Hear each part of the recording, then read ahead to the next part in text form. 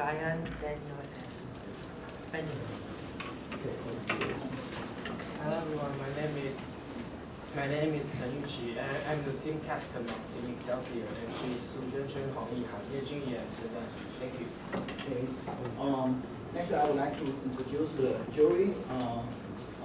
My name is Chen Huabao from Zhongzhen University, and Professor Chen from NTU, and Professor Jiang from Taiwan University.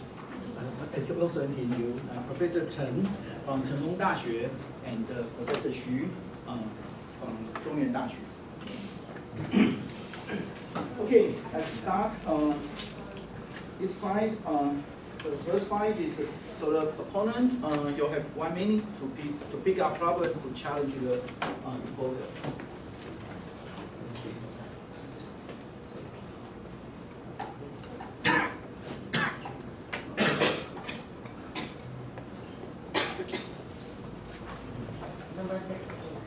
Number 16. Number 16, thinking bubbles. So, 1 minute to decide. Thank you.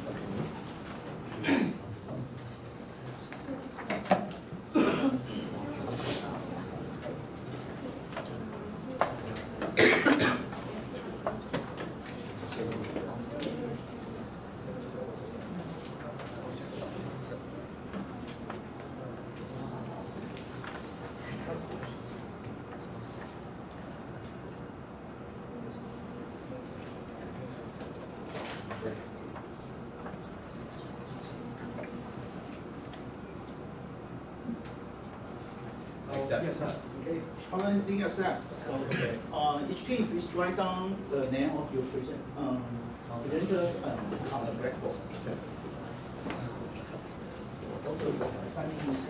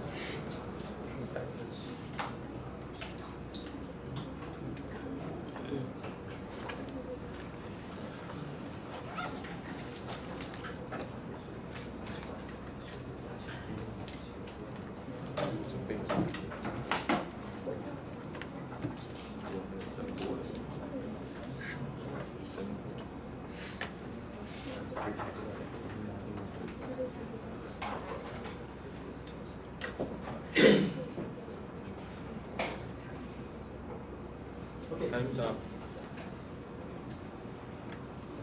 Hello everyone, I'm Richard Wayne from the presenting number 16 sinking bubbles today. I'm actually part of the No-Niners team. So here's an outline of our of my presentation today. First we'll go through the introduction and observation of the phenomenon, and then we will go through the theory and simulation, and eventually we'll get to the experimentation, and then we'll finish with the conclusion. So our problem statement is, when a container of liquid oscillates vertically, it is possible that bubbles in the liquid move downwards instead of rising. Investigate this phenomenon. So the key words we highlighted are oscillates vertically, move downward, and move downwards. So in this case, we recognize that the oscillation vertically is what theoretically should be causing the liquid to go downwards eventually.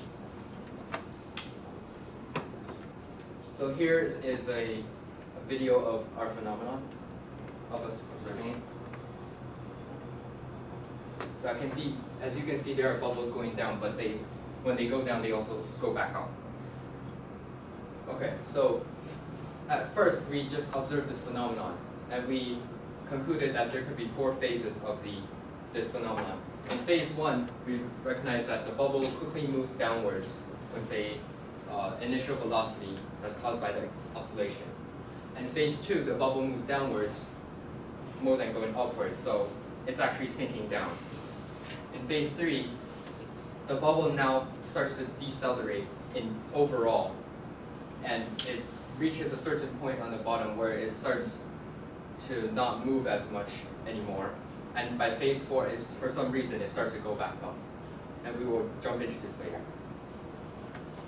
So our idea of, after seeing this observation qualitatively, is that the larger the depth of the bubble, the smaller the bubble volume will become intuitively, right?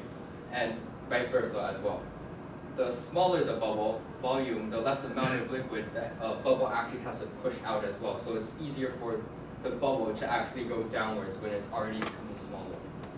And the same thing for when it goes upwards, because it has to push a greater amount when it goes upwards. So here's our theory. So we use the equations related to pressure increasing with depth and the ideal gas law to come up with this equation right here. And that concludes that, next slide please, that when we increase pressure or increase, as the bubble starts to go downwards, the depth actually, at first, the pressure increase causes the volume to decrease at a fast rate. But once you start getting to the bottom, intuitively and mathematically proved here, the volume actually does not decrease as much anymore. And this will become important as we continue with our theory. So we also observed a phenomenon in our research paper of added mass. So when the bubble needs to move, some amount of fluid around it actually needs to move as well in order for the bubble to move, because it needs to displace that liquid. And when the bubble accelerates, the fluid also has to accelerate with it, because it needs to like move out of the way in order for this bubble to move. And we checked several research papers and found that m naught, which is defined as added mass, is equal to 2/3 pi r cubed times rho of the liquid. And we also looked at the forces of the oscillation, because again, this is one of the most important parts of our phenomenon, as stated before in the problem statement. So the driven oscillation, the position of this bubble, only when being oscillated, generally should be amplitude A times sine omega t. But when we take the second derivative, we get that the acceleration is A omega squared sine omega t. So here's a free body diagram that we made in order to create an equation of motion that we'll show later. So first there's a buoyant force, and we put a negative sign because it's opposite of we define the motion, the positive direction to be downwards, and it's negative rho vg. The force of gravity is mg, and there is no m naught for good reason, because the added mass is not actually part of the bubble itself. The gravity only acts upon the bubble. The oscillation, we saw, again, this was the acceleration from a couple slides before, and this is just the mass coming from that. And then we also have drag force, which also always opposes the motion of the bubble. Exactly. So we came up with a equation of motion for this bubble, and so this is defined, comes from basically taking rho is mv, and when you take the derivative of momentum, you get force, right? And essentially, since the bubble mass is actually changing throughout this entire time, when you take the derivative of density, you actually get a cross product. And generally, we say F equals ma only because the mass of the bubble is not changing. But in this case, it is actually changing, so we need to include this term right here. And on the right is just a combination of all the forces I explained just before. So here is, after creating that equation of motion, we came up with possibly a clearer explanation of our phenomenon. So in phase one, the oscillation of the container provides a downward force, because the bubble really can't go upwards, because it starts, in our observation, it starts from the top of the liquid. In phase two, it starts to go downwards, and then the volume starts to decrease. And as stated before, buoyant force is rho vg. So when the volume decreases, the buoyant force decreases. And since the buoyant force decreases, it creates a net force downwards now, because the buoyant force is going upwards before. And so now that the bubble has moved down because of the net force downwards, its volume starts to decrease again. And therefore, phase two kind of like repeats itself again, because the volume starts to decrease. And so the buoyant force decreases, and then it wants to keep going down. But then, as stated before, previously, when we get to phase three, the volume starts to not decrease as much anymore at one point, because the volume, the pressure, intuitively and mathematically, the bubble would not just pop. So the volume would decrease, but not at a fast enough pace anymore.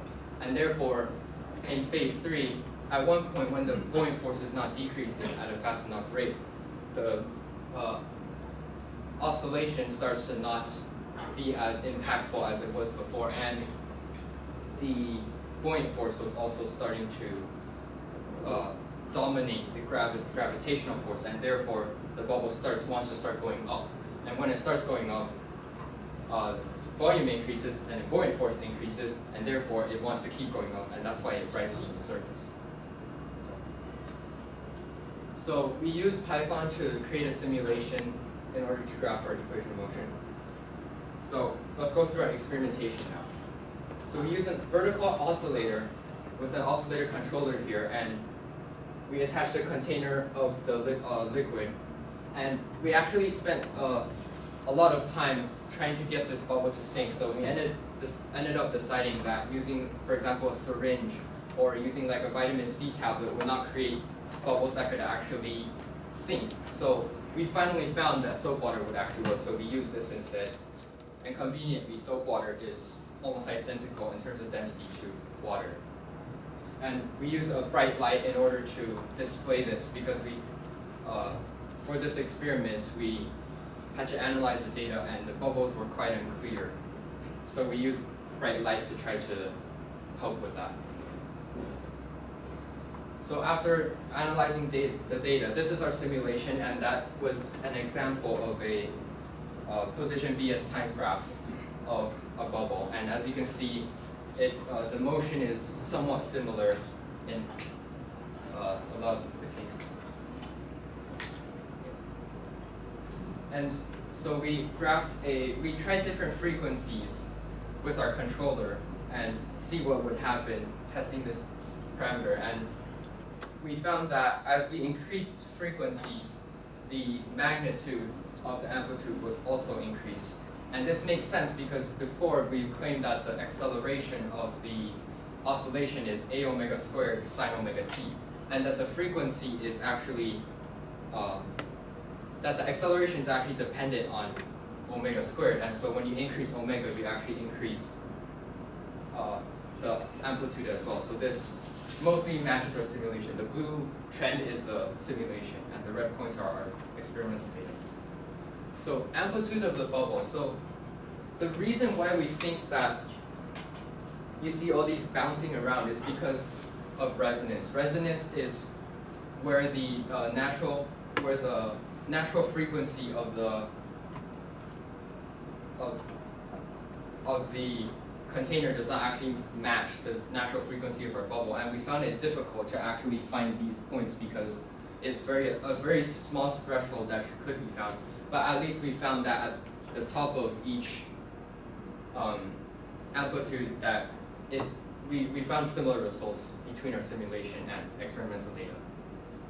And we also went through the height of our amplitude of the bubble, and since we did not have height in our entire equation of motion, the slope, even though this should not be graphed as a linear trend, we just found the slope to show that this also somewhat mostly matches our theory because the slope is approximately 0. Okay, so our conclusion shows that our data is actually pretty messy because there is actually no way to control the volume of the bubble, and that was most likely the most important variable that actually affected our bubbles, and these other 3 conclusions I talked about earlier. Thank you.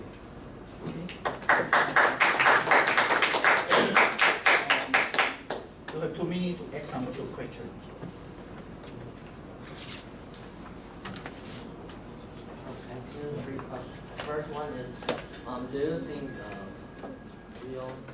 buoyancy force will cause the bigger effects of the ball than the drag force?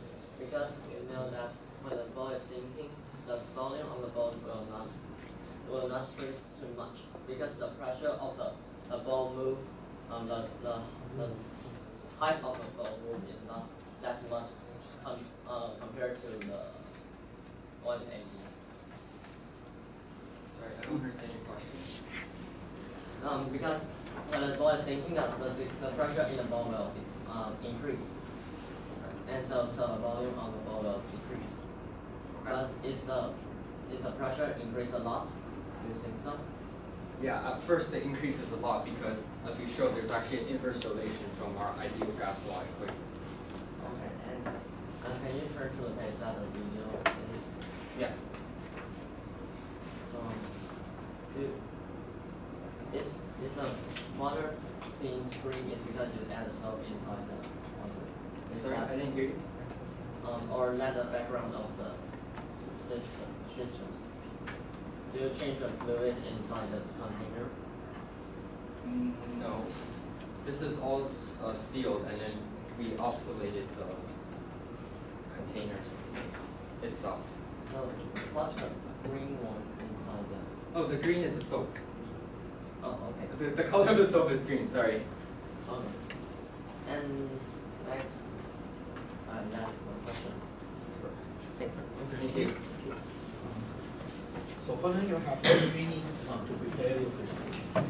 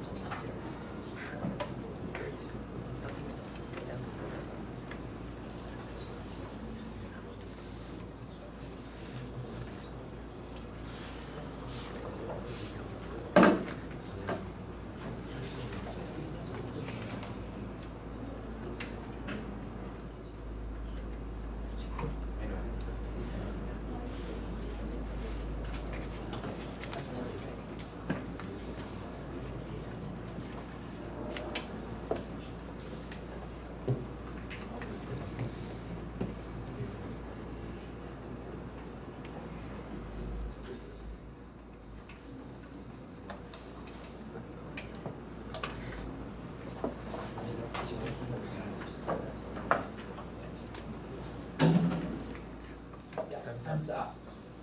Moment, please start.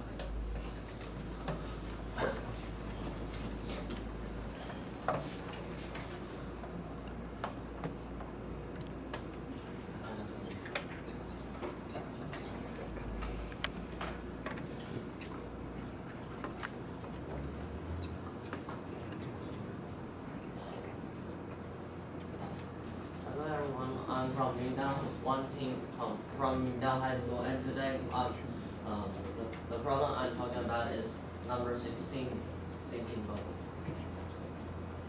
And the first I asked in the discussion with the reporter is that if he thinks the pressure in the bubbles will change a lot and the volume of the bubble will decrease a lot.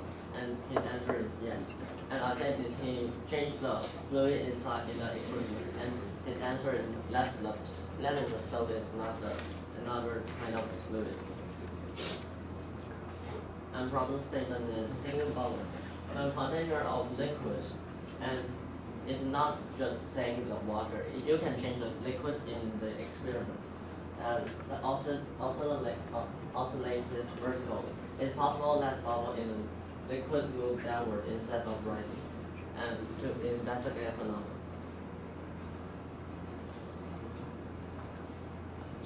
And for reporters, I think his advantage is his English is fluent, he speaks English fluently, and his explanation is very clear. And the PowerPoint they make is very detailed, and he will explain by his gesture if he thinks we can't get his points. But I think some words he said is a little bit contradictory. And I think there are too many words in his PowerPoint, so I can't, sometimes when I'm listening to him, I can't really focus on the PowerPoint he made. Yeah, and I think he can change some of the factor inside of, some of the parameter in the experiments. And the setup is, yeah, just like I just said, there are some parameter can be changed and maybe some of the parameter cause the error because you can see the experiment data is a little bit not quite fit to the theoretical data. But I think the setup of his experiment is expected and he can catch a main point of the problem. And the theory is suitable. But I think there will be some more factors should be considered. And experiment data has few error and it's realistic and it seems they have a very clear theoretical data to compare with the experiment one. And here I have some questions for opponents. Okay, you want to move the next section, please. Sorry. That was. The first one, can you turn to page 11?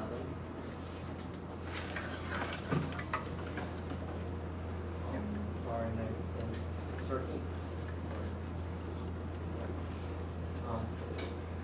Okay, I forgot what the DVD, what the page of the DVD is, but you have mentioned about the add mass and add mass.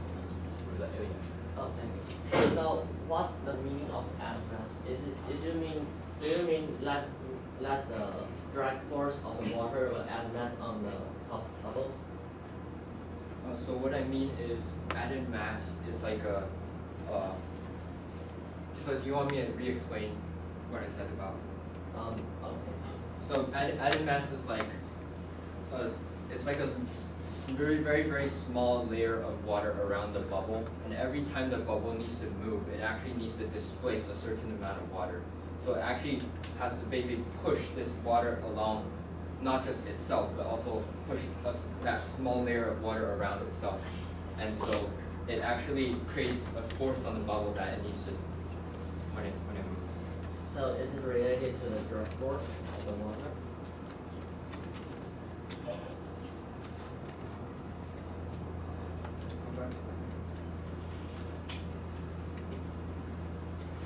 In this case, no.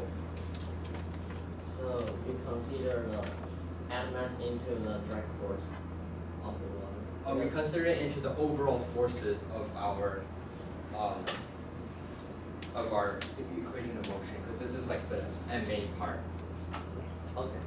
And the next part, the A in your formula is the cross-sectional area of the bubble, right? Is that right? And do you think that it will change from when the ball is sinking, when the water is accelerating? Yes. But what I think is all this factor only changes drag force, and drag force is not an important factor that actually causes the bubble to sink, because drag force always opposes motion, and whenever drag force when anything that opposes the motion, it doesn't explain why the bubble sinks. It would only explain why. It would only be a force that pushes upwards when the bubble is sinking. So it doesn't contribute to the fact that the bubble is sinking. Can you turn to the page and comparing the experiment data and the theoretical data? This one, right? No, the last one. There are two charts. Yeah, this one. Okay. Do you compare not only just to separate them, to compare them? Do you actually cover them together to see if the line is fit the other one? No, we did not do that. Oh, okay. And please turn to page 9. You have said that the frequency of the oscillator increase, the amplitude of the system will increase. Is that right? Frequency, yeah, the magnitude of the amplitude, yeah. Is that a constant of, or is the factor that you change? Because frequency is not quite related to amplitude. It is not, but not necessarily, but in our equation of motion, we claim that the acceleration of the force from the force of oscillation is related to a omega squared sine omega t, and when omega increases, then a should theoretically increase. The amplitude of this motion should increase. Okay. Do you think the ball will, the former one, do you have actually calculate how much the ball will? Just calculate, not use the experiment. Because I know the volume of the ball is hard to measure. So do you calculate the volume of the bubble? I think I should make this clear. The volume of the bubble is incredibly hard to control because we cannot control the starting initial volume of the bubble because it's just soap, right? And soap was the only liquid that we could use to actually sink bubbles. So this was what we have, and this is a reason for why our data could not be so look messy. And you said that drag force is not so important in your experiments. And do you use different kinds of fluid to improve this? Because in a different fluid, the force of the drag force will be different. So you can see if this will be important if you use the different fluid to. Again, I said that the force of this drag force actually opposes motion. So it does not really matter how large the magnitude of how large this drag force is because it's always going to oppose motion, and that cannot explain why the bubble is going downwards. Because if the bubble is going downwards, the drag force will be upwards, and it can never ever prove why the bubble should be sinking down. And when your equipment is vibrating, do you ensure the frequency and the amplitude is not affected by the water, the equipment you put on the vibrating plates? What do you mean the liquid would? Because we know if the amplitude of the plate is not very large, maybe it will be affected by the weight, the mass of the equipment you put on it. Okay, we tried our best not to put additional mass on the equipment, but we need to put liquid in there if we want to do the experiment.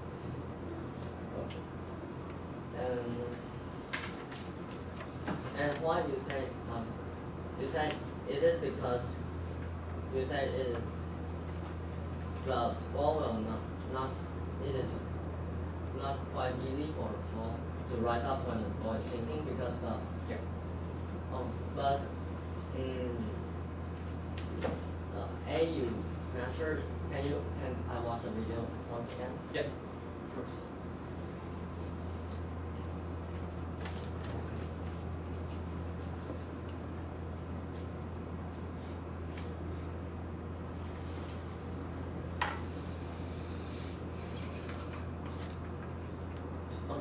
And I see that some of your bubble will go back to the surface. Yeah. But the two of the larger one, I didn't think is once again floating to the surface of the water and the air. So you're saying it didn't go to the surface? Yeah, will it go to the surface? So what we think is that eventually it's going to reach the surface. So what it could do is if it almost reaches the surface, but at one point the oscillation causes a downward force, it could cause it to go back down again. But then eventually it'll come back up, and at one point it's gonna come back up and then hit the surface. Okay, so that is not the phenomenon is not. It has happened, but you didn't put it into your video. Some of the bigger bubble. What do you mean some of the bigger bubbles? Okay, I'll ask you the next question. How high is the water in this experiment? We controlled it for mostly 3 cm, but again we did do a height vs amplitude of the bubble graph to try to show how the height of the liquid would not matter based on our equation of motion. Okay. And do you think that the experiment has something to do with the standing wave? Because as I know, there's a technique that we can use a sound wave to make a little ball to float in the air. And I think the conception of this experiment is a little bit like that. But you said of the air, Yeah. a bubble in the air. This is in the liquid. Yeah, but the differences between them are the main force in the liquid is caused by ion C force, Okay. and the ball in the air is the main force is the gravity. But the two of the force is in different directions, but standing wave can move because standing wave is have no direction. So I think maybe there's something to do with standing wave. Do you have any experience about this? No, I do not. But how do you suggest I could incorporate it in? So you mean How do you suggest I could incorporate that into my experiment? no, I'm just asking if you have think of the No, I did not. okay. And that's my question. Thank you. Thank you. Thank you. So question from the viewer?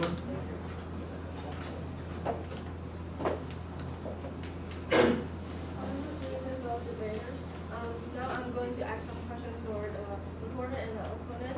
The first one, why does the container need to oscillate vertically as what the problem statement has said? I believe that for the bubble to sink, for it to move vertically downwards, you should probably oscillate it up and downwards in order for there to actually be a net force downwards. If you oscillate it horizontally, then the general net force downwards would still be zero and it wouldn't really affect forces Do you downwards. think that if it vibrates vertically, do you think that it will have will produce attach mass? Sorry? If It's it producing. if the container oscillate like left and right, Okay. would you think that it will produce attach mass? Attachment. Would it produce attach mass like it when it oscillates vertically? I don't understand your question. That's okay. Then I want to ask the opponent the same question. Why do you think that the container needs to oscillate? Time's up. Sorry, you start from the, okay, John. I want to ask that why do you think that container needs to oscillate vertically as opposed to horizontally? Because it's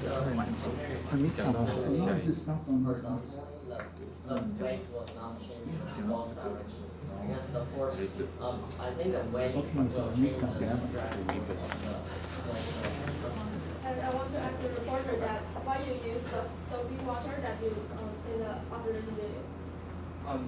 It was the only liquid that we could actually find that could sink the bubble, and we spent a long time trying to find something that would work. Can you observe this phenomenon also in water? We tried, but it was difficult for us to create bubbles inside water. And why do you think that it will not it cannot observe in water? Because I believe that the motion of the bubbles are very random, so you need a large amount. And so if you insert, like, let's say 3-4 bubbles with a syringe into water, then it is difficult to observe the phenomenon because there aren't enough. There isn't enough great enough of a sample size for you to look at. And I want to ask also the opponent, can you observe this phenomenon in water? In my experience, No, what do you think? I think it is possible, but I think it's very hard to conduct it because the way we produce the bubble is it's very hard for us to produce the same volume of bubble. Okay, thank you. And I want to ask the reporter that since you said that the volume of the bubble is hard to measure, right? Yes, then how can you measure the attack mass because they are related? You mean the added mass? Yes. Okay. We did not measure added mass, nor really the volume of the bubble. We did measure the volume of the bubble. We did not quite measure the added mass. Okay. Or we did. We used this equation to. Sorry. We used this equation to find the added mass, but experimentally we did not because we plugged these numbers into a simulation. Okay, I'm sorry, your time resets. So, I'm sorry, I missed out one stage, so the opponent, you'll have 1 minute to summarize. Okay. I asked the reporter if the volume of the ball is different, will change a lot, and his answer is yes, and he said the ball will drop. The ball will drop because of the change of the it's because of change of the volume, and they didn't use other fluids to do the experiment, so I'm not sure if they because they don't think a direct force matter, and they didn't consider other factor of the experiment, so yeah. And but they have a great, I think they have a great experiment result because some of the result is very fit to the theoretical data, and that's it. Thank you. Okay, thank you very much. So now the reviewer, you have 2 minutes to prepare.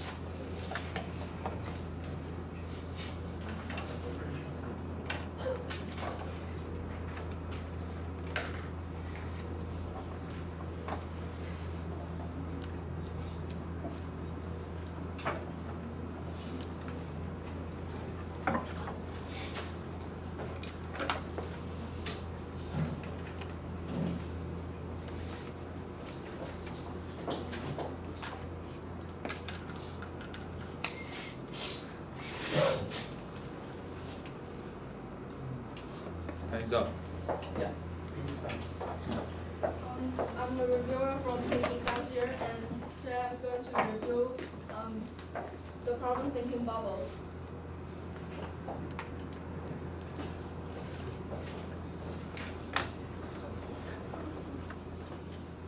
The problem statement is when a container of liquid is oscillated vertically, it is possible that bubbles in the liquid move downwards instead of rising. Investigate this phenomenon.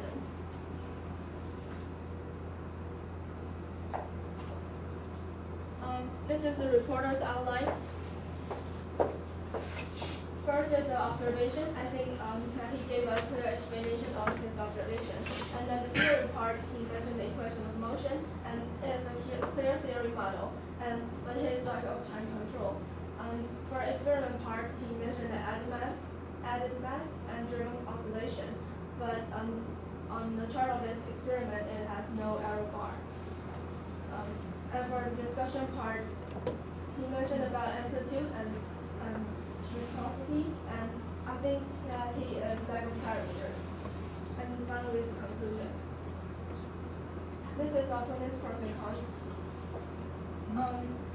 The pros are he did figure out the weakness of reporter, and he made reporter explain clearly. And the cons are his lack of time control, and he didn't ask the question clearly that the reporter can understand. And he asked some irrelevant questions. And these are discussion that is discussed by the opponent and the reporter. First, the opponent asked the reporter to calculate the volume of bubbles, but the reporter said that it is hard to control. And I think, according to the reporter's presentation, if we cannot know the added mass, if we cannot know the volume of the bubbles, it is hard to know the added mass. And the opponent asked, do you use different fluid in this experiment? And the reporter answered, the drag force cannot prove why bubbles sinking down. And I think that the most important thing of different fluid is the change of density and viscosity that affected the added mass. The opponent asked about the pressure of the liquid, will it influence this phenomenon or not? And the reporter says yes, but I disagree with the reporter that I think the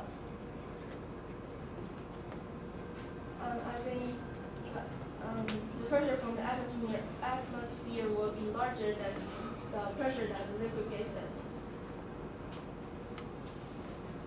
This is about my question and answer.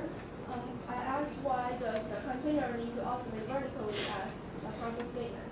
And I agree with what the reporter has said. And I also asked why he used soapy water. And the reporter said that only liquid can, only the soapy water can form the bubbles. But I disagree with it. This is the point missed. For the reporter, he didn't find the bubbles that will keep sinking to the bottom of the container, and the limit. And he didn't find out the limit to form this phenomenon. For the conclusion, I think the main factor added mass of the factor is added mass of the bubbles. Okay, so the conclusion. So, the reviewer claimed that the forces were not large enough. The change in volume and the change in buoyancy the forces would not be large enough in order for the bubble to sink. But we need to remember that all of these forces, as mentioned before, the mass of the bubble are really small. So any small change in force would cause could cause a very volatile change in the motion of the bubble. Also, the reviewer also claimed that I did not keep time control, but the reason for this is because you cannot actually tell when the bubble will start to sink because of the random motion. Next, the report said I did not, I mentioned this viscosity, but I did not talk about that. And then the opponent also talked about standing waves and how it would suspend the bubble, but if standing waves suspend the bubble, it wouldn't cause the bubble to sink anyways. Also, I want to again clarify that drag force is not negligible, but is very just unimportant because it always opposes the motion of the bubble, and so it won't cause it to sink. And if we change the height of the liquid, we also need to clarify that the bubble will eventually go up to the top of the liquid, no matter what the height is, because again, the height was not in our equation of motion. I also want to bring up why we didn't change our liquid, because we could only use liquid soap for the bubble to actually sink, because we spent a long time trying for us to try to observe the phenomenon. And if we were to do future work, we would also consider that. I think so. Thank you. Okay, thank you. Go to the question from the jury first. One. I have 3 questions. The first one is the reporter. So for the reporter, so I see you mentioned that this formula is for the added mass, or This is the added mass. But in another formula, it seems to be a function of time. But in this formula, I doesn't see the package time. Whereas the other, maybe could you turn the slide to another? This. Yes. Here? It's n not dot. It looks like it's a function of time, but in your previous formula, there's no. What looks like? And do you know and dot? The dot, I think the dot means a differential. Yeah, change your mass. Yeah. Because, So, but in this formula, I didn't see any time dependence of the the volume mass. is changing. So how much does it change? How can I tell from this formula? Because you need to evaluate the mass change rate of the mass, right? But I didn't see any. I can't. How to? This is also related to the volume of the. Okay. Yeah, So it's the also mass- related to the bubble. So V is time dependent, Yes. and how does it depend on time? Is there a formula for the V? Yes, right. Like.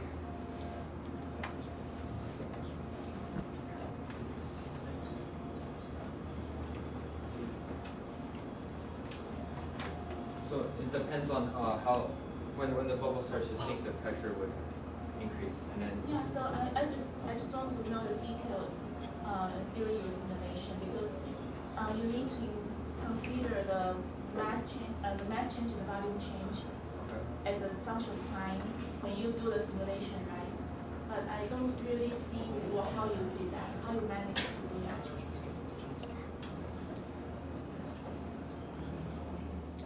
It's a complicated equation which is dependent on time. Okay. But I really don't see how you managed to, maybe you speak some details in your presentation or something. I just want to know more details on that. The volume is actually related Yeah, related so- to the height of the liquid, and the height is also related. Height of the bubble is also related to But time. is there a formula which can help you to complete the simulation? Because you did a very, okay, I think that you. I will go to the next question. So, this question is for the reporter and the opponent. You mentioned that you asked him that if he saw any bubbles that stay in the middle but never goes up to the surface, right? Did you? Yeah, I mentioned about the same thing. Oh yes, you did. That's the third question. But you also asked him if he saw any bubbles which never went up to the surface. Yeah, because in the video I see some of bubble just. Yes. still- And did you do the experiment? My experiment is not success. Okay. So you think there should be some bubbles which cannot go to the surface? Go back. In some of the experiment video, I see some of the bubble will go down and there is. Okay. So you never saw this kind of bubble? I never saw this kind of bubble. I never saw a bubble that hit the bottom of the container. We don't need them to hit the button. I just need them to stay like in the middle of that. This did happen, but eventually, at one point, it went back up. Eventually. Yeah. Do you think there should be a condition where like a proper oscillation frequency, something like that, which can make the bubbles to stay around the middle and Yeah. never go up? Yes. The third question is about standing wave. Did you express? Can I hold it? Oh, sure. Little bit. Okay, I'll go. Any other question? So you page. no, I can give it a Yeah, the standing wave. Did you say something about Because the standing wave is like the density of the air is changing. But some of the part in the standing wave, the air won't change the density, and some parts of the density of the wave will, so of the air will change a lot, and so the ball can stay on the density which is below, which is. So the standing wave, where does it occur? Like, it exists. Where does it exist? Between which and which? Standing waves is something like there's maybe there should be. There should be a reflex. There should be something to You are reflect the so sound. you are talking about standing wave inside the bubble or in the container? In a container. Okay. All right. Okay. Anything else? I have one short question to answer. Do you see the bubble oscillate up, down, up, down? Yes, we use tracker to analyze this. No, I mean your experiments will take a little longer time to see the bubble oscillate. The bubble can go up and down. So in yours, it is the Oh, you mean within the oscillation like speed? your bubble, your video. You see, this is come from your video or from the simulation. This is from the simulation, that's from our video. So you do see some Oscillation. oscillation. I see. Okay, so you're going down and up, you can have some oscillation. Up and back down. Yeah, okay, thank you. So,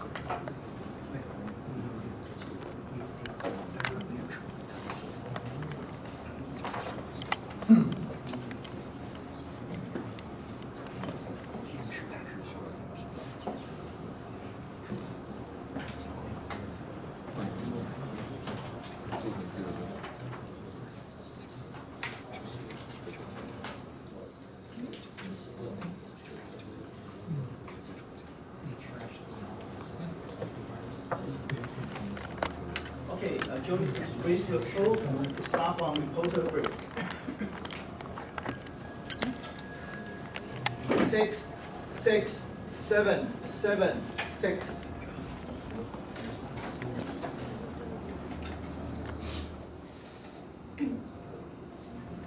And opponent. 6, 6, 7, 7, 7, 7.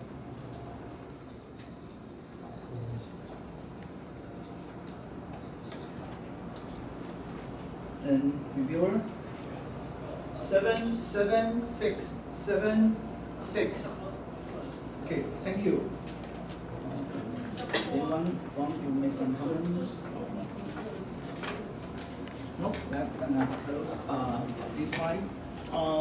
I take a 10 minutes break. If you take a break, please move to a new position and also check your computer.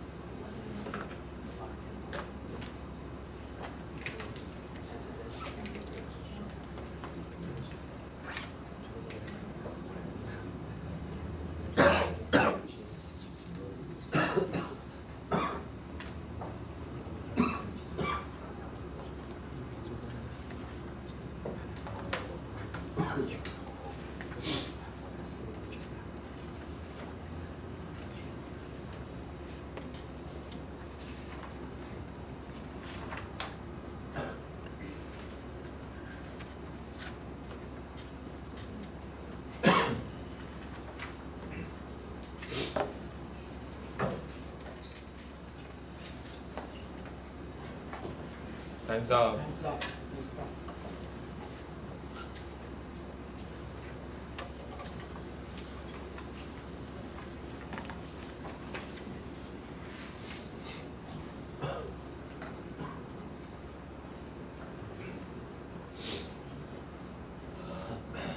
Hello everyone, I'm from down one team and the topic I'm talking about today is hurricane ball problem states.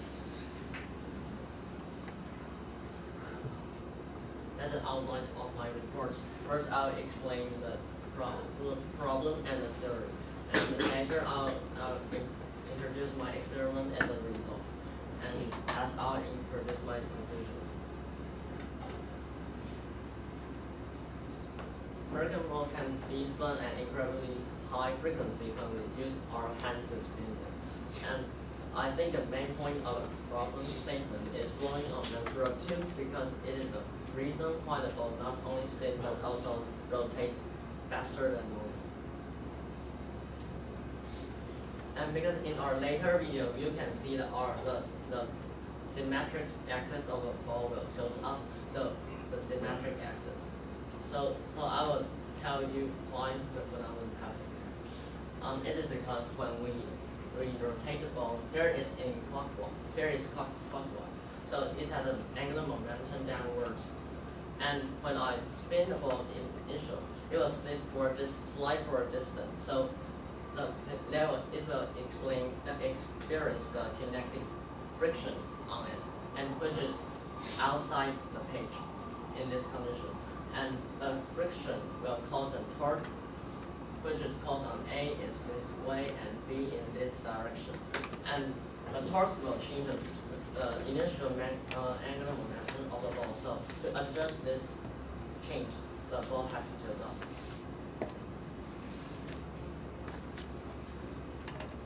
Excuse me, could you put this into a screen? And this is a snapshot of diagram of the stable status of the ball. And I'll define the axis and the degree between them. And the theta is the angle between vertical and the spinning axis. And E1 is along the revolution axis, and E2 is a point outside the page, out of the page, and E3 is along the spinning axis.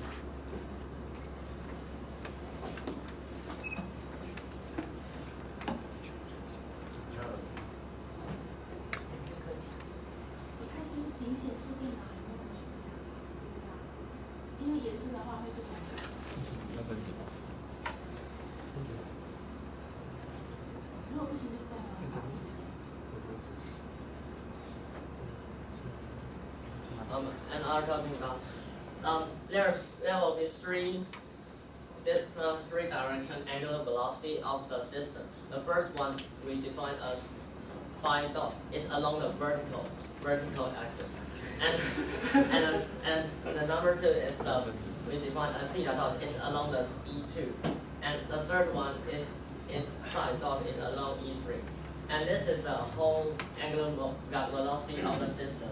And this is the rotation kinetic energy.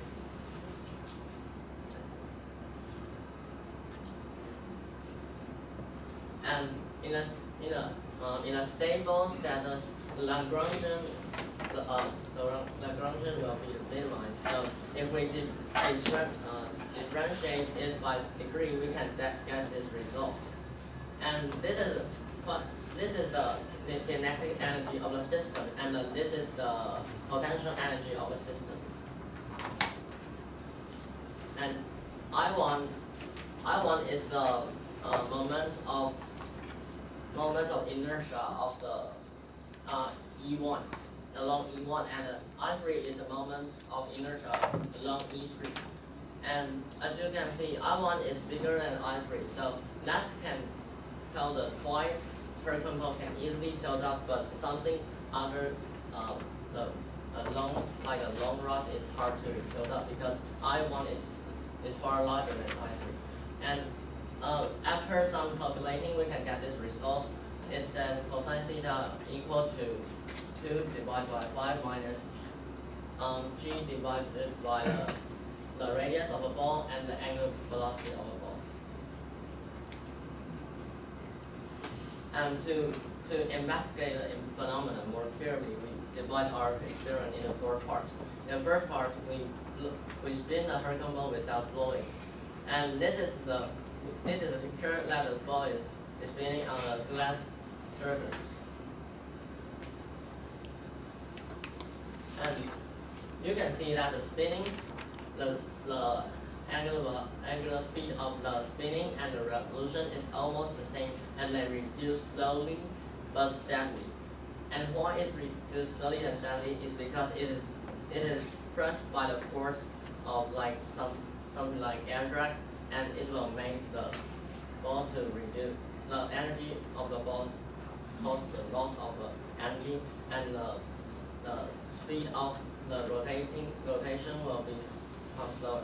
And why not the kinetic energy costs a lot? It is because the ball is now doing a pure rolling motion, so the kinetic energy will not lost a lot. And this is experiment 2. And this time we conduct the experiment on the normal table. It's not on the glass. So let's see how the differences between them.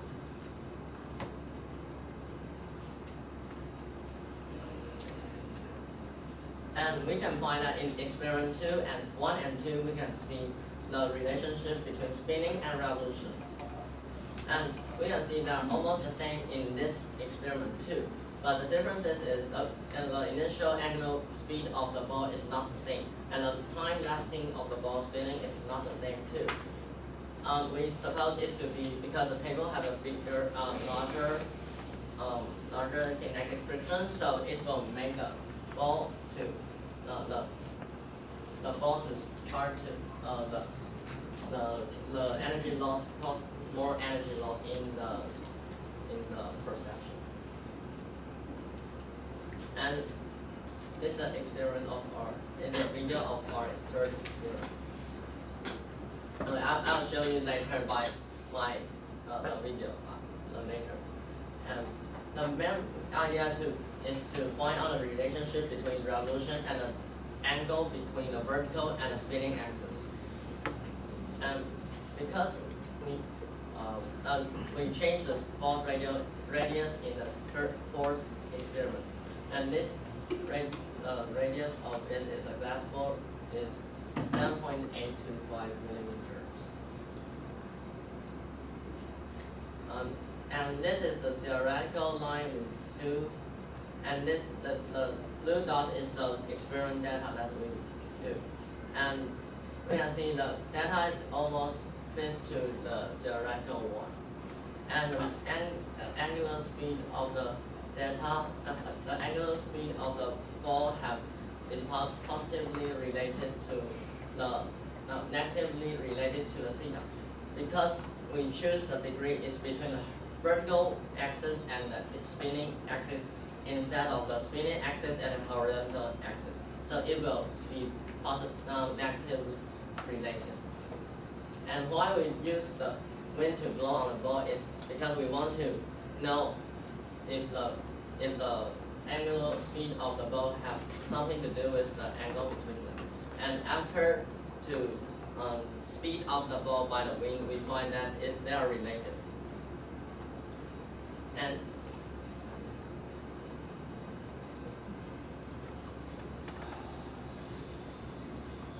this is a video of experiment 4.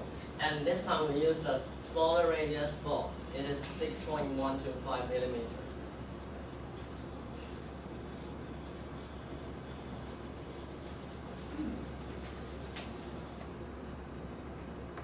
And because the radius of the ball is not the same as the former, so the theoretical data is not the same.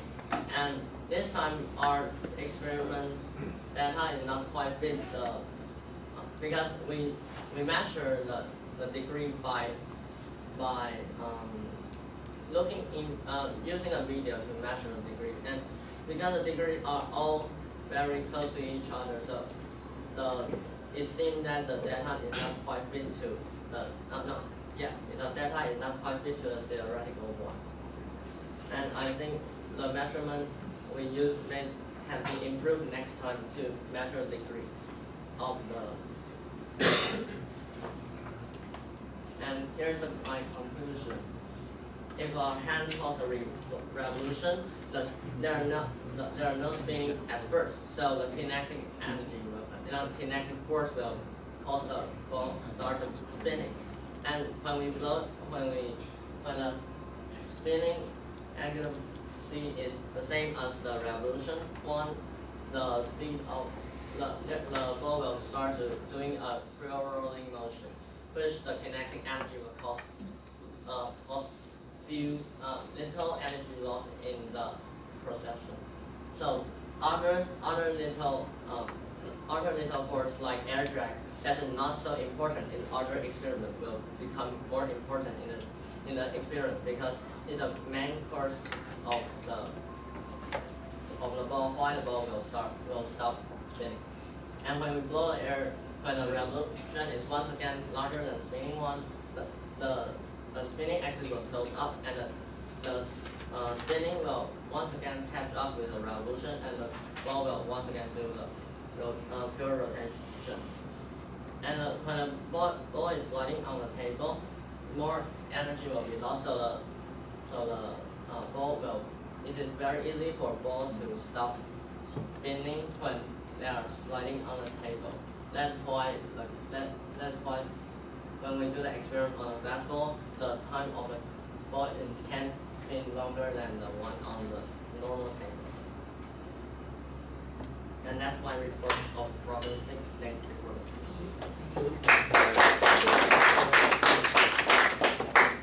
Thank you, Ricardo. I have a good question about your experiment too, and for observation video. You said that it was slid on the table, right? It was slide on the table, right? And you call the motion precession, right? Precession. No, I You didn't mention. Yeah, I didn't mention. You didn't mention precession. And can you tell us how you attach the ball together? I use the glue that can attach You use the glue to instant. attach the glue. It will dry instant. Okay.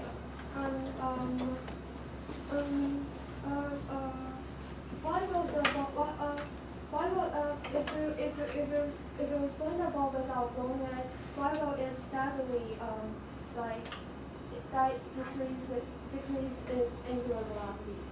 Because when I spin the ball, after just about 1 second or 2 seconds, the ball will start to do a pure rolling motion. And Why do you think the ball will reduce its angular velocity? Why? you say why the same? Is it the same? No, I mentioned that. Why do you think the ball will reduce its angular velocity steadily? Why do you think? Yeah, because there are only air drag or something little force to act on the ball. So you think air drag is important in this phenomenon? Yeah. Okay. And what will happen if the angular velocity of the ball is very fast? Will the axis reach to a maximum volume? Yeah, in our theory, the degree of the ball have a maximum value. And what exactly is the maximum volume? The cosine theta is equal to 2 divided by 5. Okay. Time's up. So already have to prepare.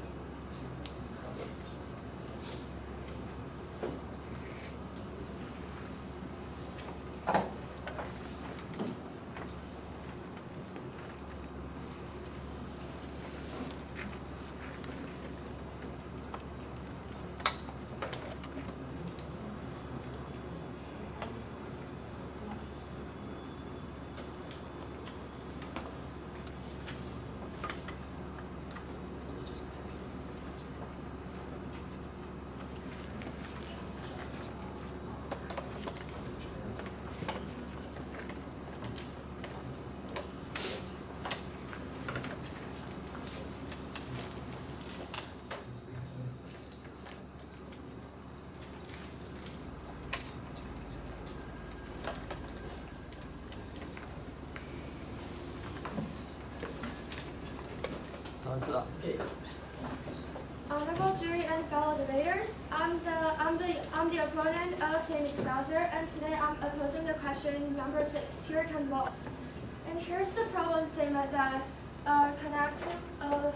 here's the reporter's outline that he gave us many observation videos explain what showed why the balls rise up, but now full screen is unclear. I couldn't see the screen clearly, and the theory he told us about the Lagrangian equation and rotational kinetic energy, and he gave us a good explanation and a scientific proof. And the experiment he said about the angular velocity of the hurricane balls and the relationship between the revolution and theory.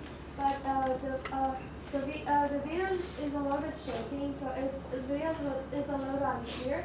And the discussion that he discussed about the hurricane ball's angular velocity when it's rotating. But I think he's a little bit lack of parameters. And conclusion is that the reporter gave us the relation between the theory and experiments. And this is the structure of solving problems. Like, first of all, we like to know that why the two balls will rise up and rotate at a high frequency, and how the flow gives two balls torque and makes the phenomenon happen, since torque is sort of the main factor affecting this phenomenon. And lastly is what parameters gonna affect the motion of the balls. And these are my points of discussions. First of all, I would like to ask him about what exactly of that high definition of high frequency is, since in the problem statement, the problem statement are mentioned about the high frequency, and next is the frictional force. Since I think that the frictional force is one main factor affecting this phenomenon happen. And I would like the reporter to show his equation of motion and accompany with the for analysis to show how he drew the theory line. And the experiment that I would like to ask him about the control, how does he control of the flow and the quantify of the flow, and what if the change of the friction will cause this phenomenon happen, and I would like to ask him about the maximum angular velocity and also the maximum rising axis of the hurricane balls. And lastly, in the discussion part is that I would like to ask him about other parameters and the most influential physical factors. And I'd like to speak to the next phase. Okay. Also, through the opponent or through the reporters, I heard from your presentation you did say that you called this motion precession. So do you think that the motion is a motion of precession? Is it present in precession? I think there are precession inside the phenomenon, but I think because you see a gyroscope, you can see a precession of the system is very slow, but the spinning and the revolution. So you think this motion is a present of a precession, right? No. You didn't think that it's a precession? No, because the main reason why the ball started spinning is because of the friction. The friction. The kinetic And friction. can you back to the force analysis, the picture?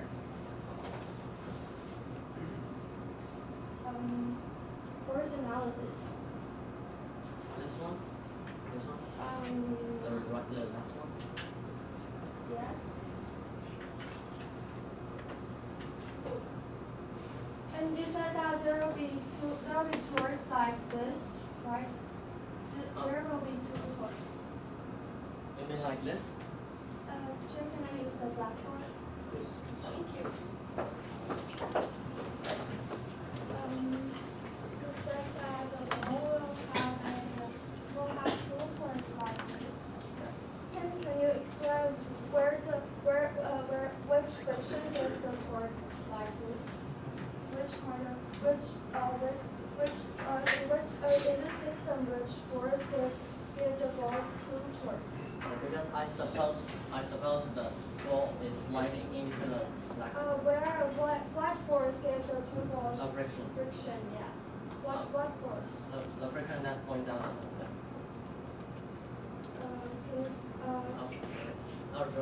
Is the A point and B point, and this is torque. The friction pulls on A point, and this is torque. The friction pulls on B point, and yeah. Okay, then so you said that it's a friction from where? From where of the system? Here from point from A and B. And what direction is what exactly direction of the force? The friction is point out of the blackboard. Out of the blackboard? Yeah. I disagree with the reporter that I think the forces come from the friction between the surface and the ball, and is like this. And can you explain why will the ball rise up? Why the balls will rise Because up? the torque will change the angular momentum of the the friction will change the angular momentum of the ball. So the angular momentum will start big, so the ball have to rise up. So you think that is the change of the angular momentum? Yeah. And what exactly is the change of the angular momentum? It look like this the torque, this the torque, and this the initial angular momentum. So it will change a little bit like this. I didn't know the exact figure. Maybe this is this big. Okay, then Then it will be like this, and it will tilt up because the axis of the ball should be. can you explain why like when you spin the ball, why will for example this ball will rise up, and can you explain why will this ball rise up instead of this ball? Why will certain balls rise up? Is there any torque differences or something that cause why certain balls rise up instead of another one? If the ball slide from this way, this one will rise up because if the ball slide into the blackboard, the friction will be out of the blackboard. So this part will be rise up, and in a different condition, maybe this ball will rise up. This is our theory. Okay. Can you turn to the page of the third experiment you conducted? Third experiment. The chart. Third experiment.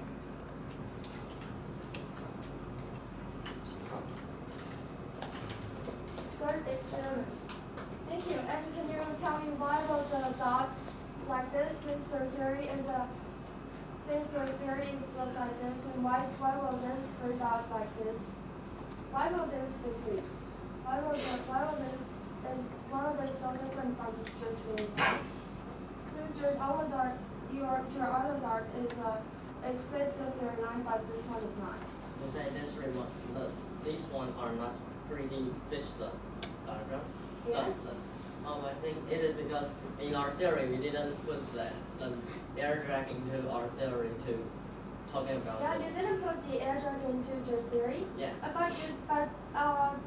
Like the question I mentioned, you said that you consider the air drag as an important factor, right?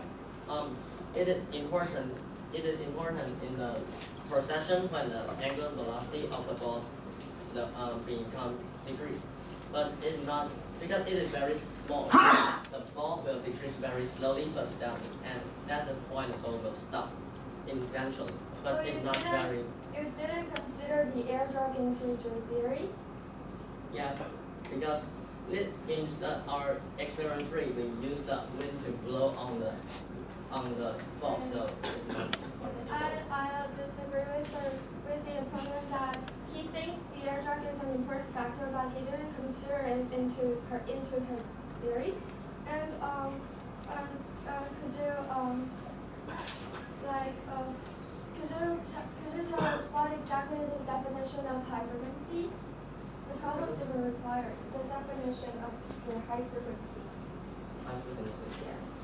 I think it is hard. It is very hard for our bare eye to observe the spinning. It can cause, even in the camera, it can cause the high frequency. So what exactly is the definition of your high frequency?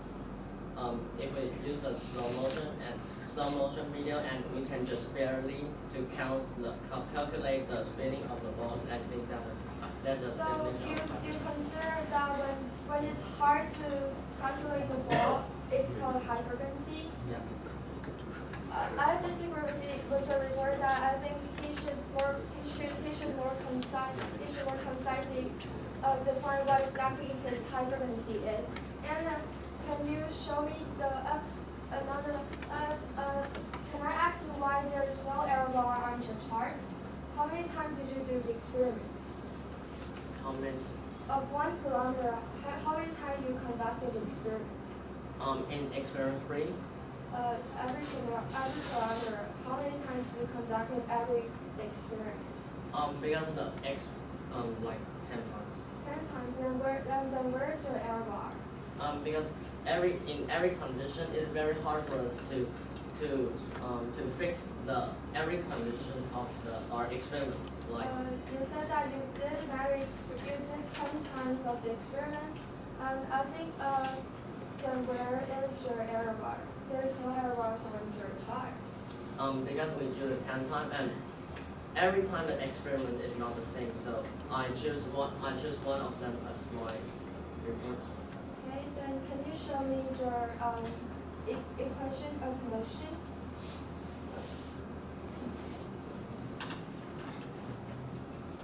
One of Your equation of motion, the one you This drew one? with your line. this one. Yeah. Thank you.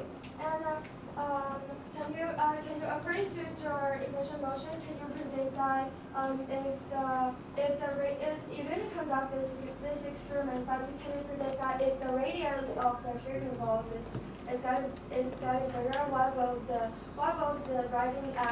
rising axis be like? Can you predict that if the radius of the Newton balls is getting bigger, then what will the outcomes of the inclination angle be like? In our last result, we can see that if the radius of the ball becomes larger, the potential will become smaller. Okay, thank you. And do you think the ball will reach to a terminal speed while rotating?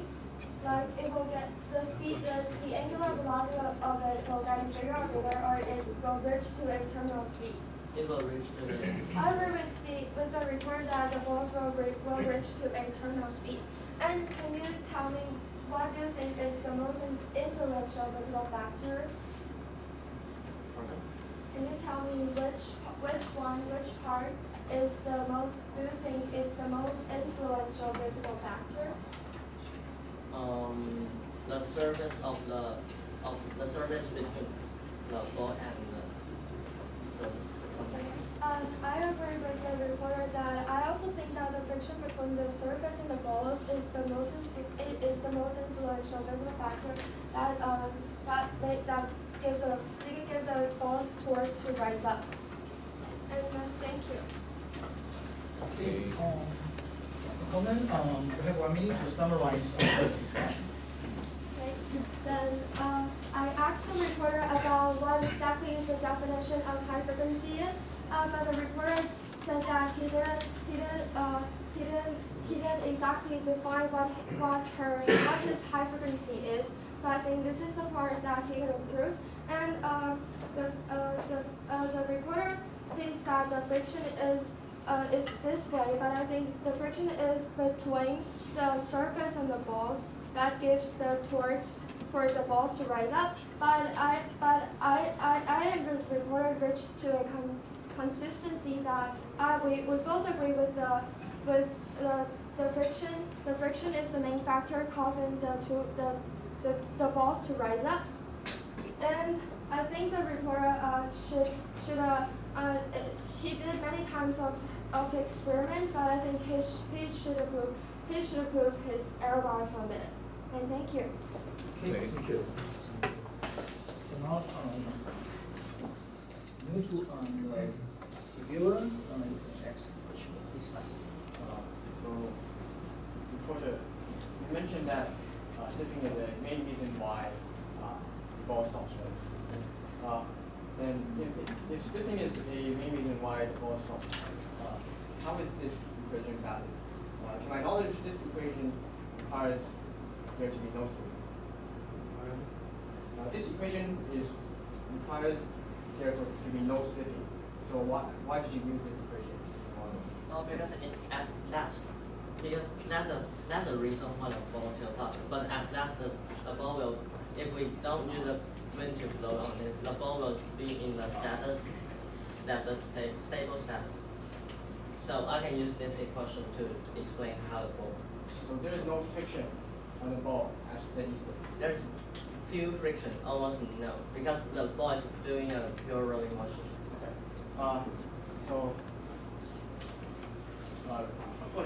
Can you help me define what you mean by precession? Precession?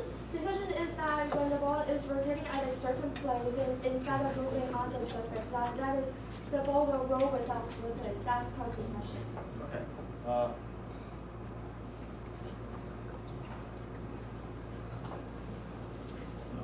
Okay.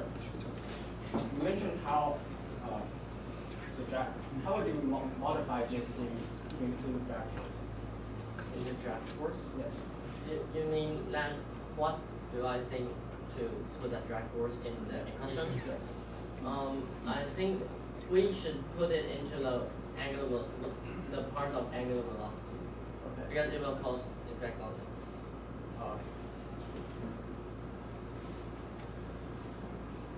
Also in side 5, remember the side 5. The side 5.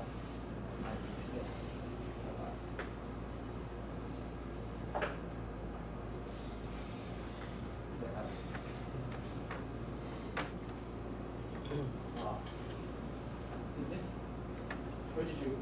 Is this image copied from a research paper?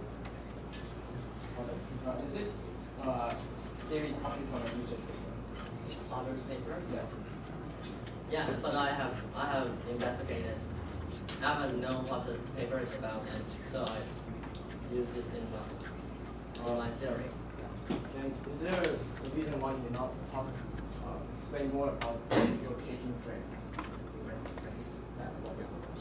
Is there a reason why you did not talk more about the rotating frames and how can you actually use the rotating frames and derive an equation for the integral momentum? But I don't know what the So,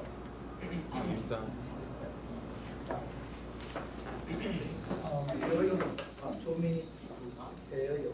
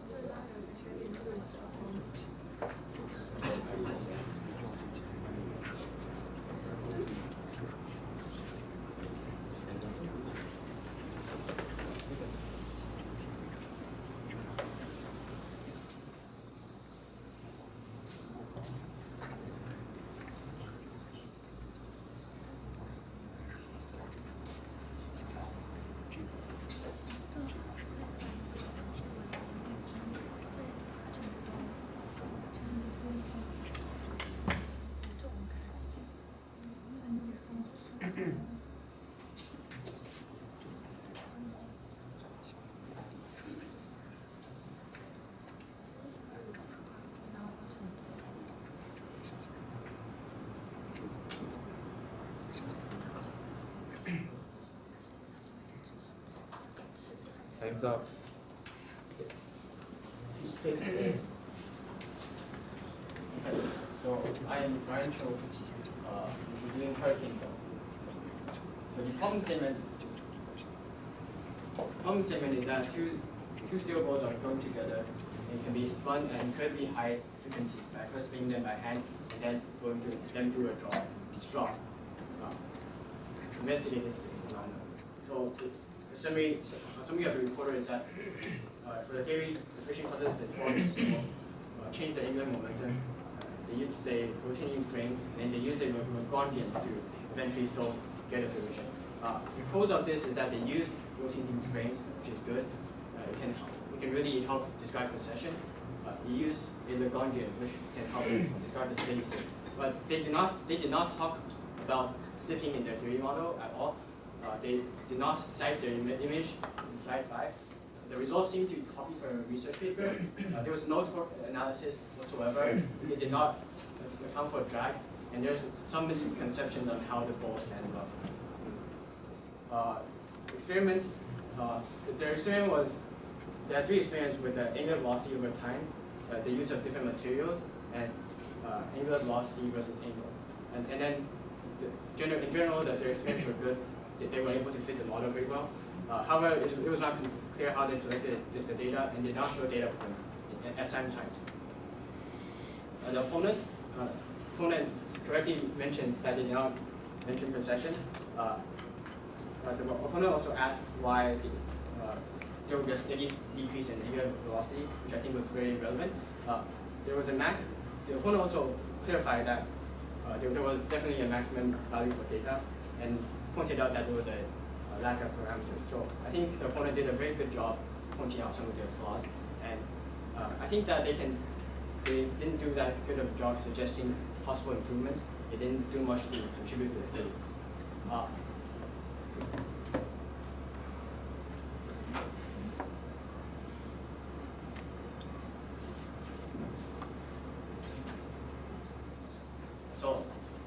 So points of discussion. The ball will decrease in a steady angular velocity. The reporter said that the cause is drag force.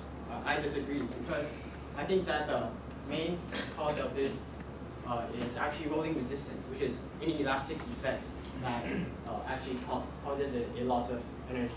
This can be described as a force. Also, since drag force is involved, we should not use a Lagrangian to describe this because it will be very hard. Is there precession? The reporter says no. I disagree. I think there is a precession coming in there because the rotating frame does change. What does the ball go into an angle? So they say that the frictional force gives a torque or something. I disagree. The hand gives a torque, and then the gravitational torque eventually causes the ball to spin at an angle. Why does the angle decrease in high velocity? They said air drag. I disagree. The more likely reason is that there's a small space between the ball, so that the inertia, the moment of inertia actually changes for the ball, so the angle is not the same. So the opponent asked to define high frequency. The reporter did not really give a good answer. I define high frequency as the minimum speed for the ball to stay at an angle. Does the radius matter? I think it does not. Is there a terminal velocity? The reporter said yes, and I agree. So this point is that there was no mention of rolling resistance, and I think that none of them tried to explain it using torque. Okay, the review, sorry, the reporter can give a concluding. I said I have to clarify that I have mentioned that the precession will happen in our system, but it's not really important because the spinning of the ball is way faster than the precession. And I didn't find any question that relating to torque because the phenomenon is focused on what? It's focused on the relationship between the revolution and the spinning, and the point the ball will tilt up is not the main point in the problem statement. But I have mentioned that what I think that the friction will cause torque and make the ball tilt up. and that's my concluding remarks. Okay, thank you. Okay. Question from the jury. So, please, question from the jury. So, I want to ask something about the recorder. Can you show your slide? Yeah.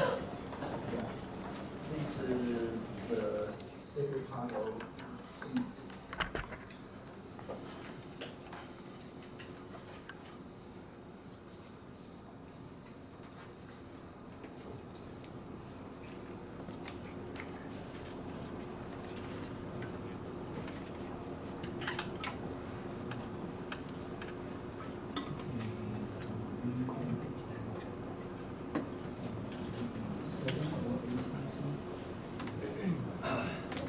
Next one.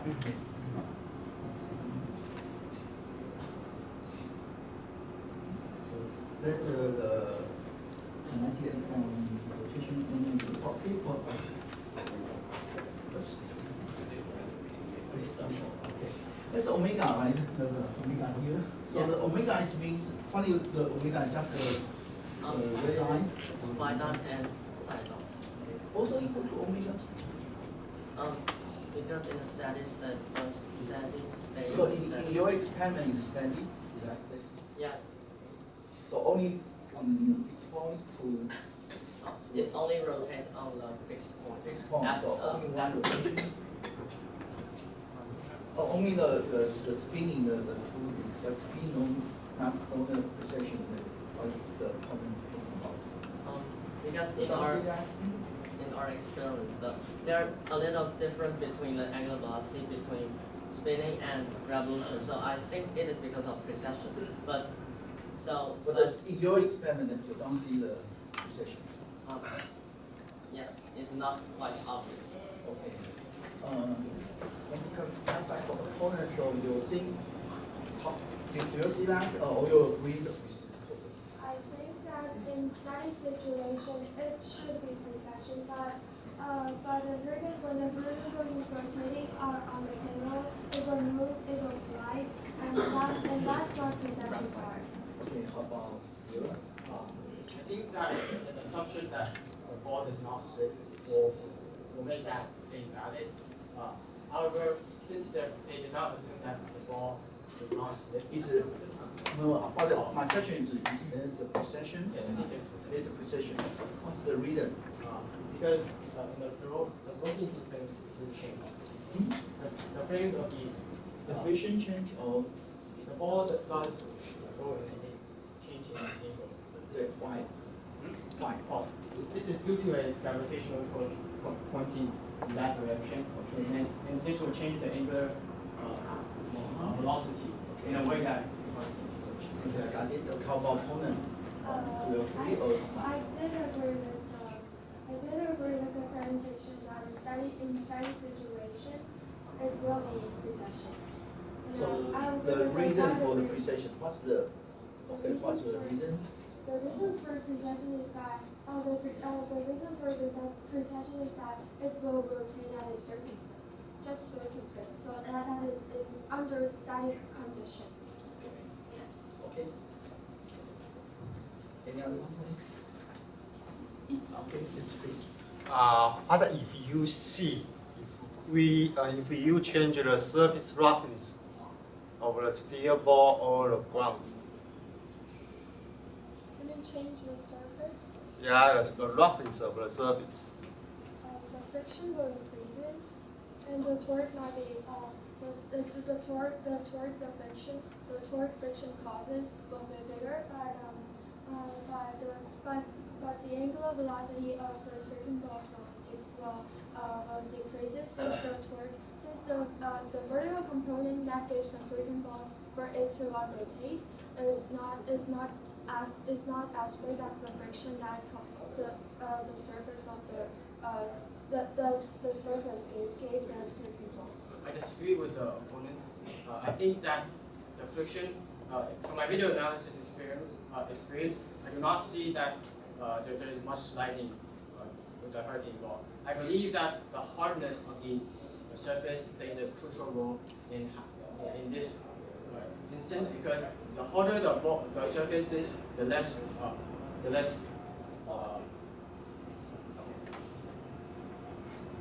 inelastic effects are in there. So the harder the surface, the more efficient the ball will be able to escape. So there will be less rolling resistance.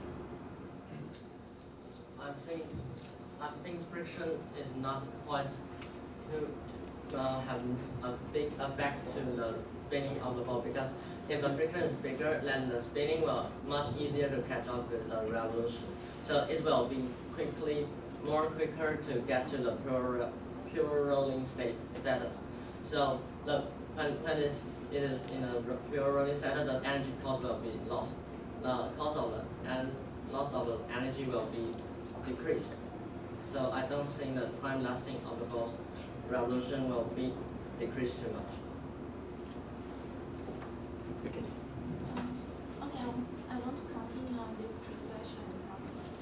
So the opponent says that because the professor asked in what condition will the precession occur, and the opponent said when it's stable, like based on the certain point. And I want to hear the opinions from the other two. So in what condition will precession occur? I believe that the percent. Can you go back to the slide where we can show the steady state equation? I believe when omega is big enough for the angle of theta to be greater than 1 degree. Oh wait, for this to be like, if the omega is great enough for this equation to be true, for the angle here to like not 4 be below there, then I believe that precession will occur, because the part of the angle is by gravitational torque. So then when the angle is great enough, the ball will essentially precess. I think the precessions always happen because the torque of the gravity is always pressed on the system, and it's not quite obvious in our experiment because the angular velocity of precession is very quick. So it's always there, but it's just not obvious. It's just not obvious. Okay. If the angular velocity is too low, then theta will be 0. In that case, everything precession exists.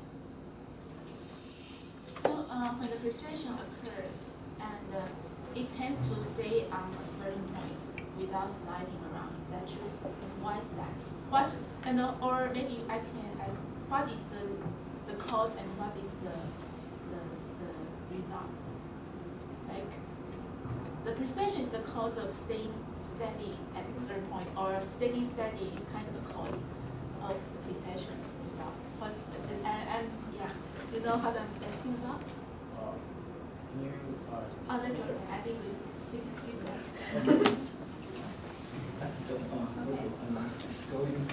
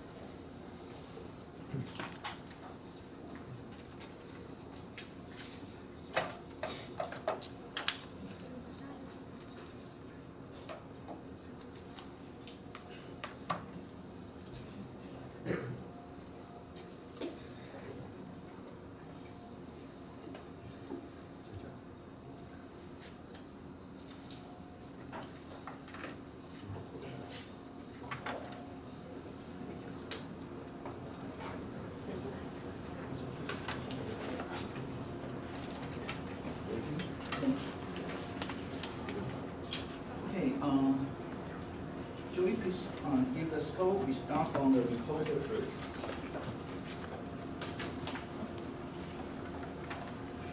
Six, seven, 6, 6. And opponent.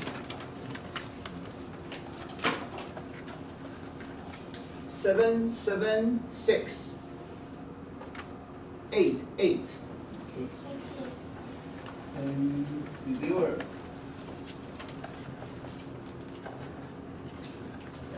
7, 6, 9. Okay. Okay. Thank you. Anyone want to make some comment? Okay. Let's take a 10 minutes break. Also, please check your computer. Okay.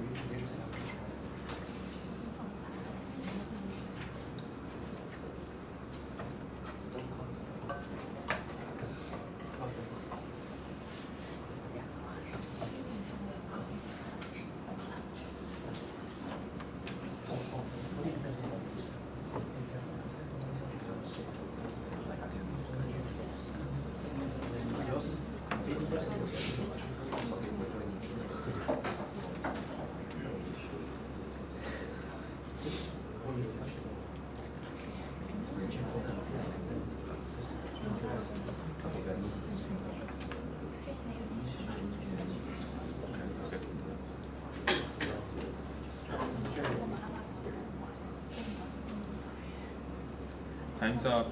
Okay, please stop.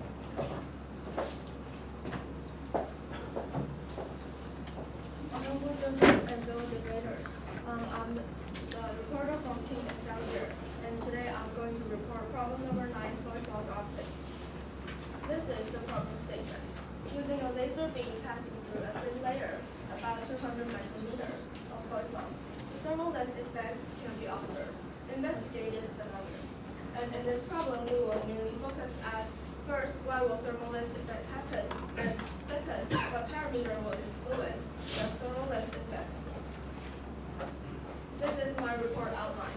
First, I will show some pictures about my observation, and second, I will explain my theory to you, and then show the setup and equipment for the following experiments. And for the experiment, I will show how I do the experiment, the setup, and the result of them. And the last one is my conclusion of all the experiments. And these two pictures is my observation.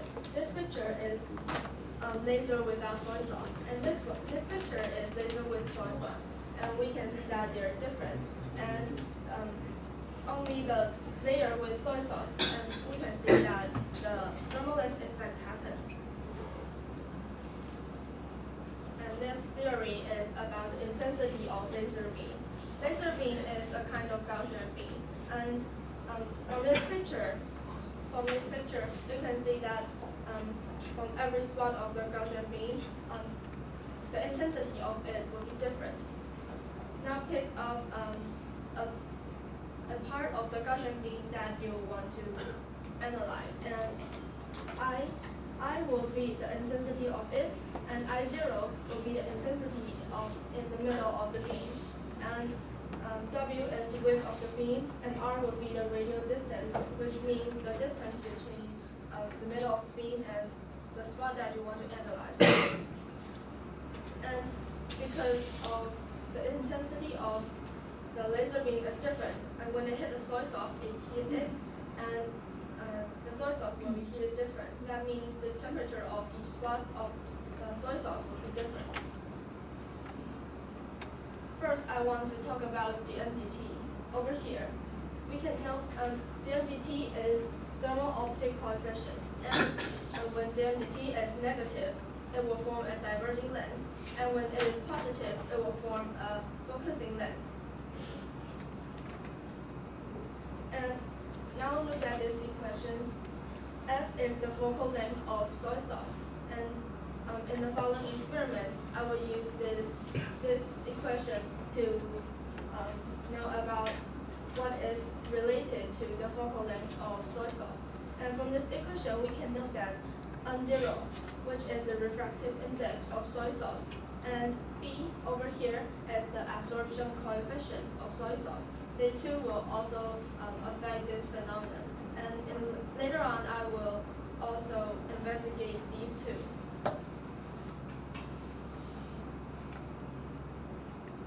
These are my experimental equipments. This is the soy sauce layer that I make. First, I put a plastic for 200 micrometers inside 2 pieces of glass, and then I use pipette to drop some soy sauce inside of the layer. And this one is the laser that I use to heat the soy sauce. This one is thermal imaging camera. This can help us to measure the temperature of soy sauce for experiments, so that we can make sure the temperature didn't increase.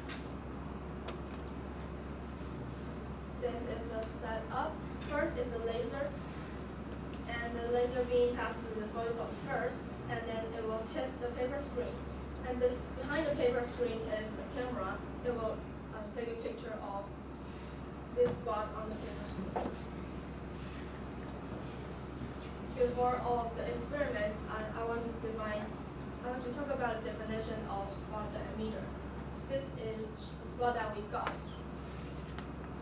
And first, I will draw a line across the diameter of the spot, and the spot is over here. I draw a line across the diameter of the spot, and then I put the data into MFJ, and this is the green value that I got. You can see a red line across 150 over here. And the spot diameter, this is the spot diameter that I defined. These are the experiment parameters. First, I compare soy sauce with water, and then I change the concentration of soy sauce from 20, 40, and so on to 100%. And then I'll change the exposure time, that is the time that I heated the soy sauce. This is the first experiment. I compare soy sauce with water and see if they have a thermal lens effect or not. And these are the pictures that I got. This is laser with soy sauce, and this is laser with water. This is the result that I got. I measured the spot diameter of them, and this graph is what I got. We can see from the graph that when the exposure time increases, the spot diameter of soy sauce will also increase, and I define it as the thermal lens effect did happen. And for the water part, when exposure time increases, the spot diameter remains the same. So I think it has no thermal lens effect happening. This is the second experiment, which is the concentration. And in this experiment, I change the concentration of soy sauce. When I change the concentration of soy sauce, the absorption will also be different. And from Beer-Lambert law, it said that when a beam passes through a thin layer, then the intensity will be like this equation. From the experiment, we can calculate the absorbance and the density of liquid and the intensity of and the thickness of layer. So from this equation, we can get B. B is the absorption coefficient that we want to measure. This page is about how I calculate it, and this part is the result that I got, and I'll change it into a chart later. This is the chart that I got. This chart helps us to analyze, to observe it clearly than the chart that I showed before. And we can see from the chart that when concentration increases, the absorption coefficient will also increase. And this is the fitting. The red line is the fitting line of the absorption coefficient, and these dots are experiment results. And this is the formula of it. And we can see that the absorption coefficient, when it increases, the focal length will also increase according to our experiment and the formula. This is another measurement, and we want to calculate the focal length later on in the second experiment. So I have to calculate it. This is how we calculate the focal length. First, the light goes through the focusing lens, and when it goes through the focusing lens, it will form it will gather together. So, and then it will go through soy sauce layer, and then it will spread out onto the screen. And we use the camera to take a picture of it, and then measure the spot's diameter of it. And then I measure the distance between each equipment, and then I'll get this triangle. From this triangle, I can get what the focal length is. This is the experiment result of experiment 2 concentration. You can see from this chart, when concentration increases, according to the experiment, the absorption coefficient also increases. And look at this equation. When absorption coefficient increases, the focal length will decrease. And this corresponded to our experiment. This is the last experiment that I did. I changed the exposure time of soy sauce from 2, 4, and so on to 10 minutes. First, I want to measure whether the temperature increases or not. And from our experiment, I know that when the temperature just increase when the laser heated the layer. And this means when I use the laser to heat the soy sauce, and the power of laser was absorbed by the soy sauce, but not just go through it. And now I use the way that I mentioned before to calculate the focal length of it. And this graph is the experiment result of it. And from I just mentioned before, and when the exposure time increases, the temperature will also increase. And from the experiment, we can see that the refractive index would decrease. And according to this equation, when refractive index decreases, the focal length will also decrease. This is my conclusion. Soy sauce will cause a thermal lens effect, but water will not. And the thermal optic coefficient, which is the NDT, when it's negative, it will form a diverging lens, and this is what the soy sauce will form. And the focal length is negative too. And when the exposure time goes, the refractive index will decrease, and the focal length will also decrease. When the concentration increases, the absorption coefficient will increase, and focal length will decrease. And this is the end of my presentation. Thank you. Thank you. So the opponent of the example, short question. Okay, so I just have a couple of questions. Great presentation, by the way. So first of all, could you explain how you determine DNVT and why you think that is negative in the case of soy sauce?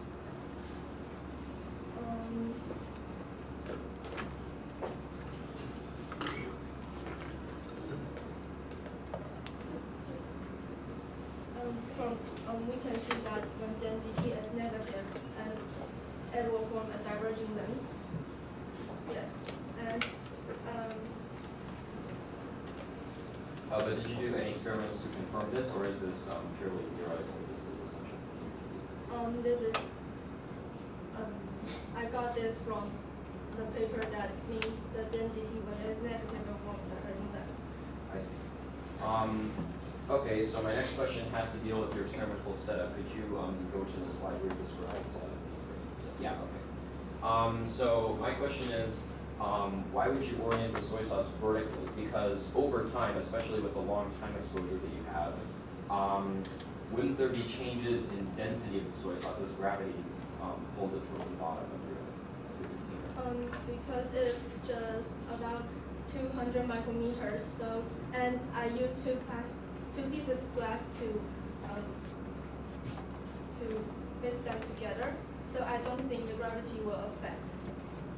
But I mean, like, wouldn't it cause like changes in density inside the soy sauce over a long time if like gravity is like pulling it down and making it a higher density at the bottom of the soy sauce? Don't it doing it vertically? In my experiment, I don't think that this will. I don't think that this will happen because. Okay. Time's up. Okay, I get 3 minutes for you have 3 minutes to prepare it. Right, what do you think I should do? Just like we did for the type of discussion separately.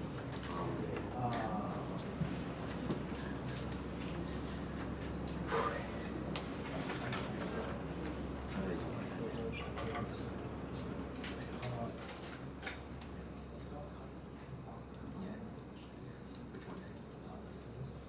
Second. Do you think explaining the pattern is good? Explain the pattern.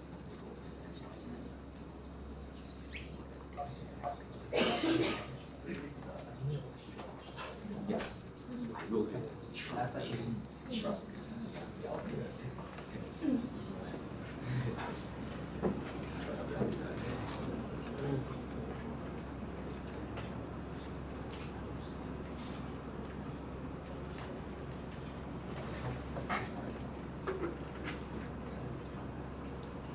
Just type in the two things.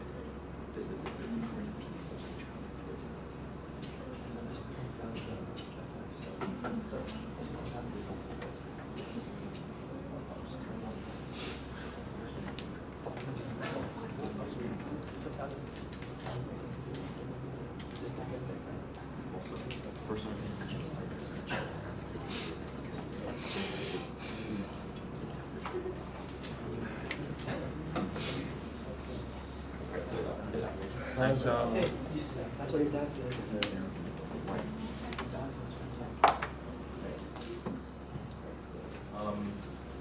Okay, so I'm John Cruz, the opponent for the writers, and I'm opposing suicide subjects. So first I'm going to start with the problem statement, and then I'm going to go over an outline, and then I'm going to go over the reporter's strong points and some suggestions that I have, and then I'll do the discussion. So the problem statement. Using a laser beam passing through a thin layer, about 200 micrometers of soy sauce, a thermal lens effect can be observed, and investigate this phenomenon. So I think that the key points in this problem statement are the thin layer and the thermal lens effect. Okay, so here's the problem solving outline, just a really general overview. So I think there should be phenomenon investigation, relevant parameters, and model experimentation. So first, let me begin by congratulating the reporter on some of their strong points. So I liked how they clearly defined their theory, specifically the Gaussian beam and dNdt and how this impacts the focal length. I also like how they very thoroughly described their experimental setup and all the equipment that they used and the analysis that they performed. I also like how they analyzed many different variables in their experiments. So for example, time exposure, concentration of soy sauce, etc. And I liked how they had clear graphs for their experiments, and at least a qualitative comparison with the theory. So some suggestions I have are that the theory does seem to come a lot from pre-existing papers. I did notice a lot of citations in the PowerPoint. And also, as I brought up previously, the vertical orientation of the soy sauce might throw off their experiments a bit because even with a film that thin, there is still going to be eventually a higher density at the bottom of the film due to gravity pulling it down. And obviously, refractive index does have some relation to density, so this could confound the results a bit. I also believe that there are other effects that could be considered other than dNdt, such as, for example, thermal expansion. I'll get into that a bit in my discussion.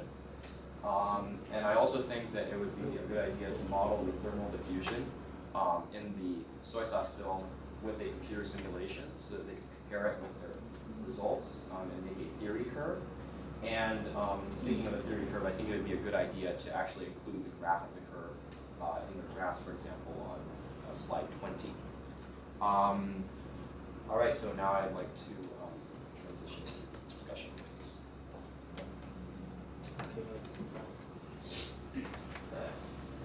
Okay, so could you go back to your comparison of the soy sauce and the water? But like the graphs. Okay, so can you qualitatively explain why the thermal lensing effect takes place in soy sauce but not water? Because the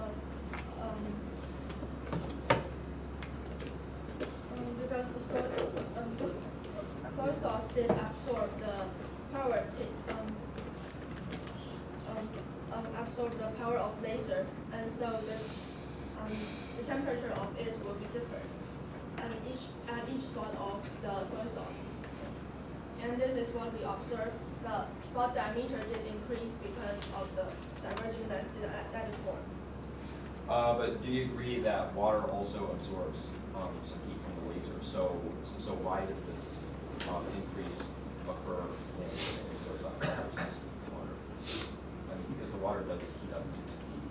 But I think soy sauce heat up more than the water. Okay, so you're saying it's more noticeable in soy sauce. Yes. Okay. Also, could you go back to the photos of the, okay, yes, that slide. Could you explain all of the obvious patterns that are forming as a result of the thermal lens effect? Because especially outside of the main beam, there are a lot of patterns versus water. Because I think soy sauce is its color is darker than the water, so they'll form the patterns like that. But we didn't consider it as the pattern. Okay, could you provide a little more of a qualitative explanation of why it would form those patterns? This is just what we observed, but what I want to say in this problem statement is not about it's not about the patterns that it formed, but the thermal lens effect. And I think the pattern is not about the thermal lens effect. Okay, then in that case, I would like to return to the topic of the density of the soy sauce. So do you agree that the refractive index would depend on the density, because the more particles there are to sort of impede the light beam going through, the higher the NXO refraction would be. So would you agree that with a higher density comes a higher refractive index? Higher density with a higher refractive index. Yeah. I think. Or at least some relationship.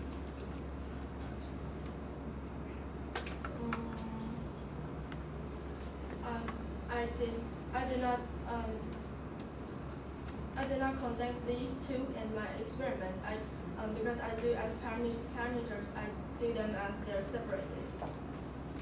Okay, but I think thermal expansion would be a phenomenon for you to consider, because if you would go to your temperature versus time graph.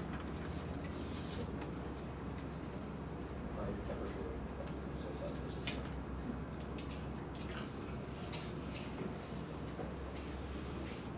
time. Well, anyway, so in the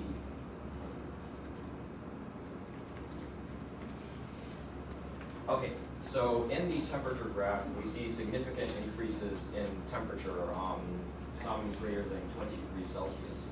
So would you agree that with that much of an increase in temperature, thermal expansion would be an effect to consider? This graph is what do you mean? Okay, so what I'm saying is, with that much of an increase in temperature over time, do you agree that the density of the soy sauce film could change significantly? The density? Due to thermal expansion. I don't think that the density will change because I use the same soy sauce when I'm doing this experiment. Okay, but what I'm saying is, when it's heated, the soy sauce will of course expand, and this will change its density. Would you agree with that?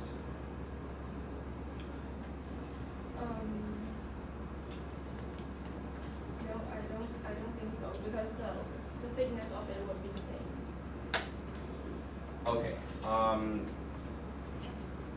Okay, but what I'm saying is, I know the thickness of the soy sauce will be the same because in your setup you control the thickness very well with the glass plates. That is a good feature of your setup.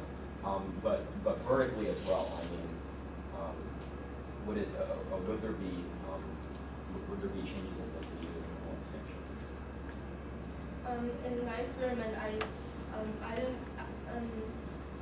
I didn't observe that, but I think yes, I didn't observe that. Okay. Well, if there were to be changes in density due to thermal expansion, how do you think that would impact your results? Because I think that it would be very relevant given how much of a temperature increase that you have there.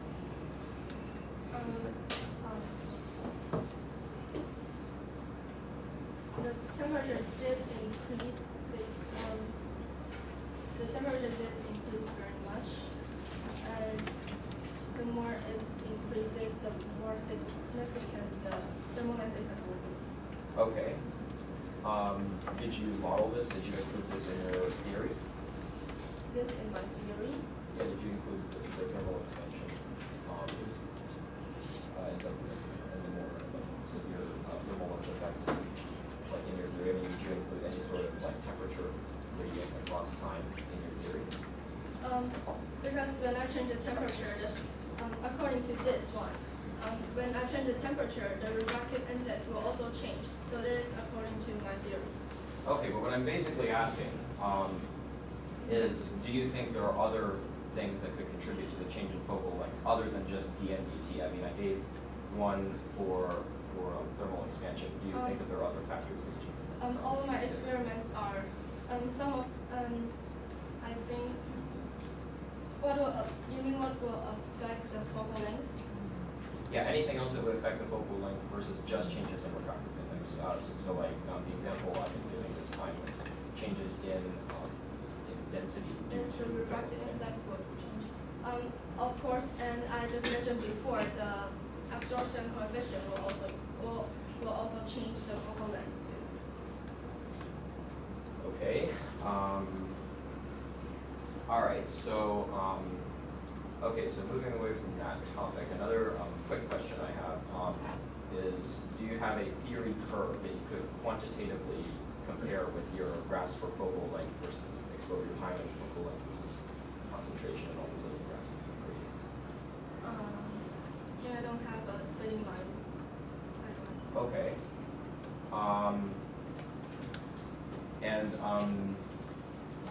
Did you also create a thermal diffusion simulation to compare with your temperature? I mean, like, did you create any theory curves for any of the graphs that you have up there? But I think that is the mathematical parts. So I think what is important is that I understand this equation and what affects this phenomenon.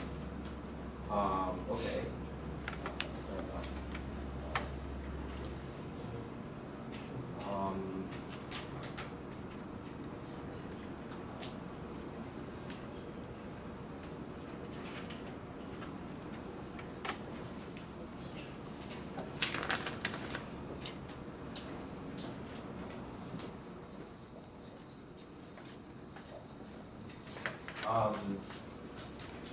Okay, so seeing as we covered those issues, I would like to return to other effects other than simply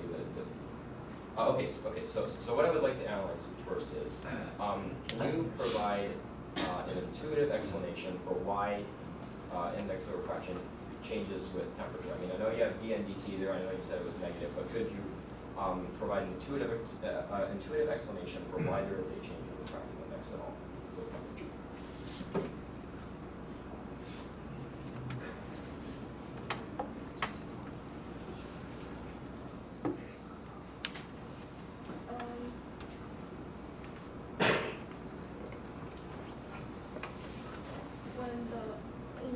When the temperature changes.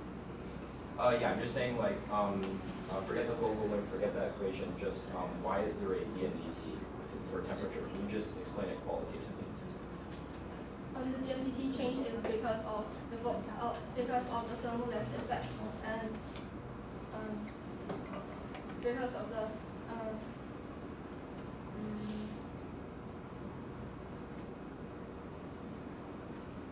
the density is according to it's the thermal optic coefficient, and it is related to what I do. Okay, but like, what about the soy sauce when it's heated will change to cause this change in index of refraction? I mean, like, I know it's the thermal optic coefficient, but like, why does it change?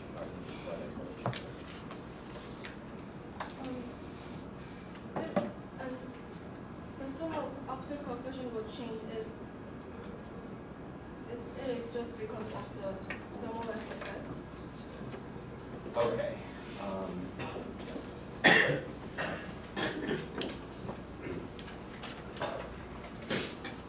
Excuse me for a second.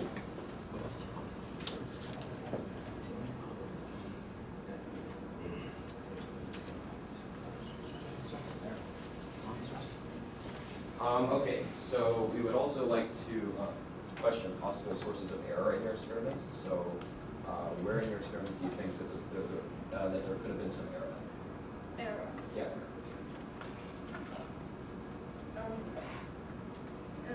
In the calculation of the focal length, maybe there will be some little errors that I made from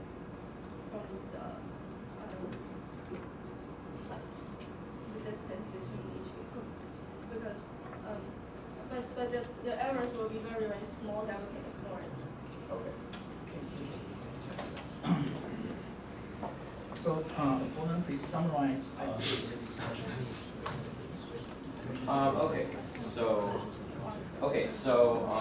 The discussion was quite fruitful in my opinion. So first off, we took a look at some phenomenon explanation.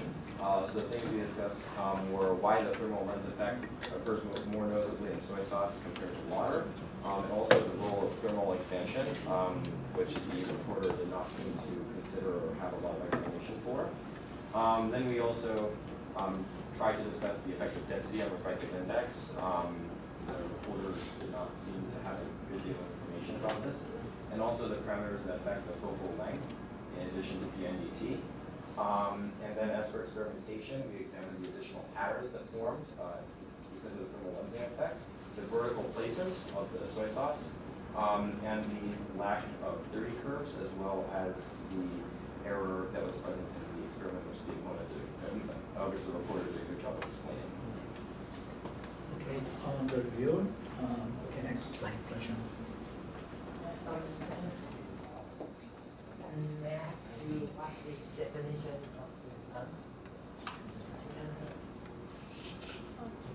The NDT part?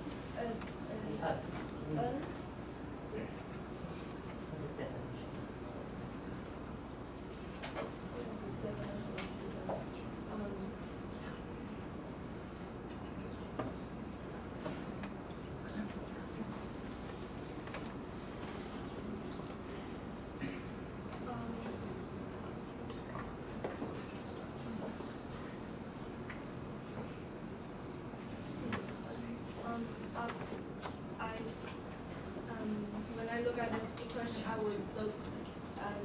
would consider the n with the t. So I do not.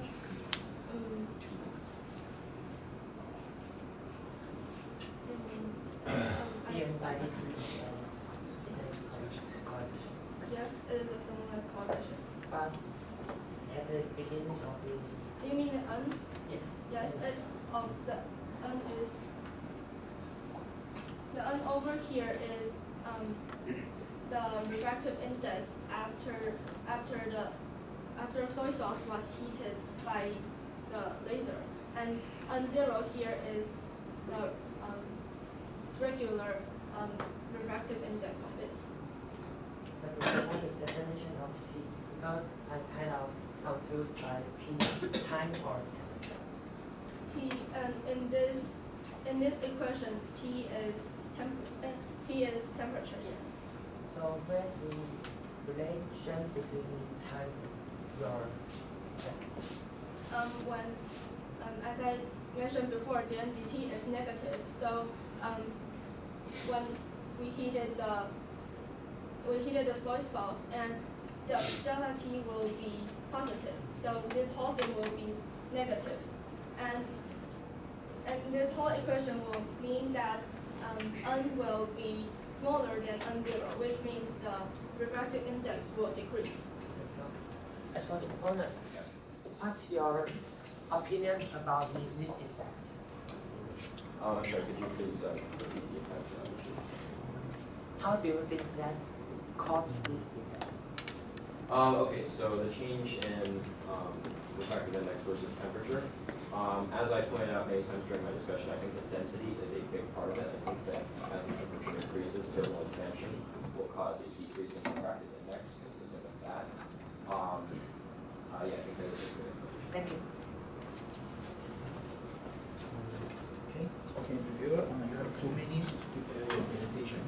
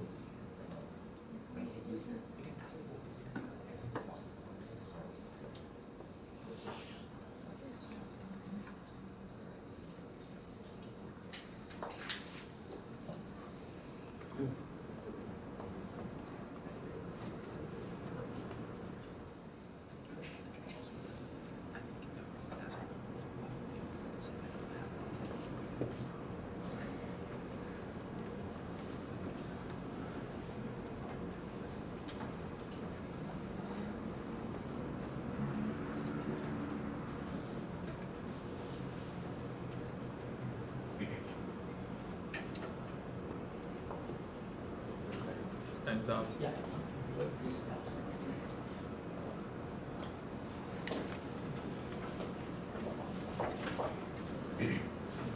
Hello everyone, my name is Chen from Windhoek University. And today our topic is soy sauce optics. So the problem is that when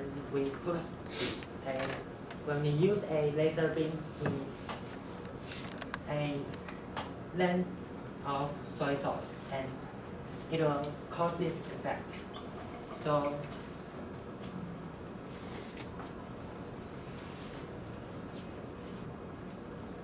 the outline of the reporter is she showed her pictures and theory, equipment, experience, and conclusion that water can cause thermal lens effect. And these are the parameters of this effect. And as for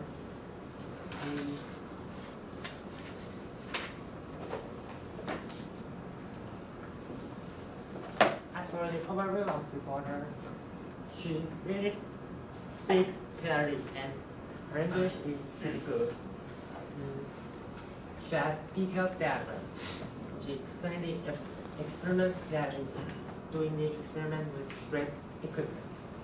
But she can explain the parameters more well and about the definitions. And she can compare more between the theoretical part and the experimental part. And the overview of opponent. His English is very, very good, and he catches the point of reporter. And he has also asked some crucial questions, but sometimes the reporter can't actually get your idea, so I think you can speak slower or so here's the discussion. The opponent first asked about the simulation, and the reporter said that is a mathematical pause. And then the opponent asked about why the parameters change, and the reporter said it is caused by dn by dt. And the opponent asked about the error. The reporter said it can be ignored. Then in the next part, I asked the reporter what's the definition of N, but I didn't really understand it, so I think it's my problem solved now. So the next part.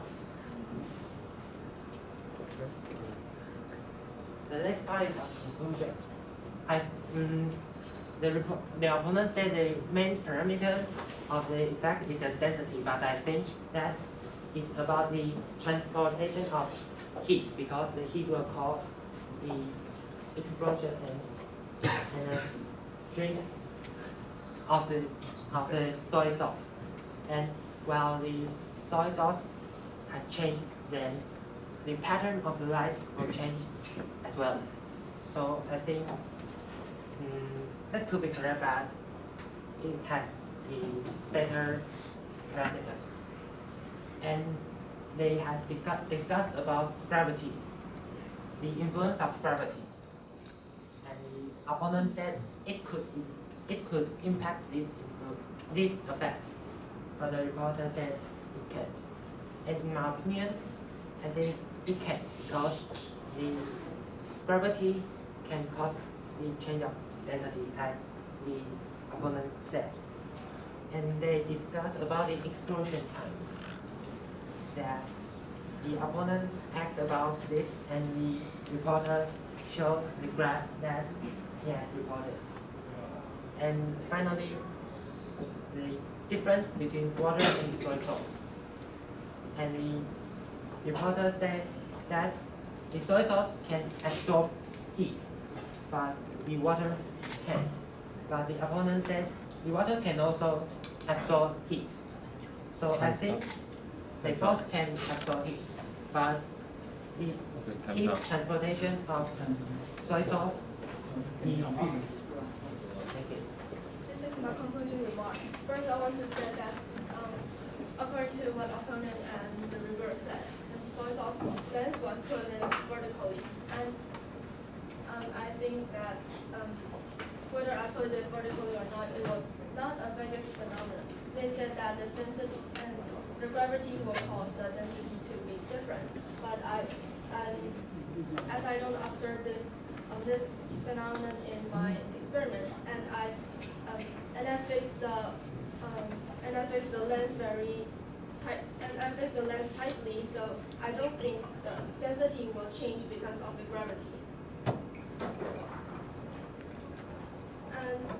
And I want to say that the soy sauce absorbs more power of laser than water, and that is why the thermal lens coefficient only appears in soy sauce but not the water. And the patterns forming, according to what opponent says, the patterns forming is about the dark color of the soy sauce. And I think it is not the thermal lens effect that we are discussing about. And the opponent said a lot about the theory line, but I think the experiment result will fit the tendency of the theory even without the theory line. And the main cause of this phenomenon is because of the different intensity of the laser beam, and it caused a different temperature on soy sauce. So this is what caused this phenomenon to happen. Thank you. Okay, thank you. Question from the jury. Yeah.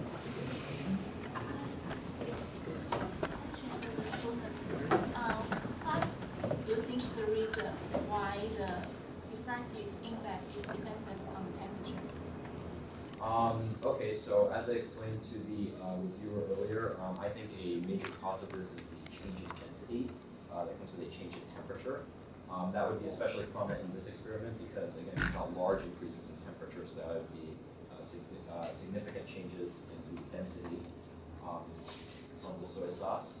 So because you asked her that if she ever considered the thermal expansion, the effect in her experiment, but actually, I think talking about this thermal mass effect is already considering the expansion, right?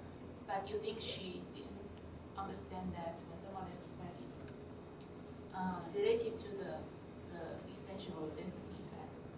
Why did you ask this kind of question? Well, her theory to me did not seem to provide a good explanation of why N was changing, other than like the simple definition of thermal optic coefficient. So I wanted to just clarify why she thought she was negative and why N was changing. Do you have any comments on this? Did you consider the thermal expansion effect in your experiment? About the thermal expansion in this theory, I have considered it with the thermal lens effect. Okay, but you said no to the as this kind of comment. Did you miss something? But I don't really understand that question that you asked. Oh. Alright, thank you. Others? So I want to clarify something. So you're talking about the thermal expansion. Do you think the thermal expansion is important here or not? Yes. Yes. Okay. Do you know how big is the coefficient of thermal expansion for water? Here.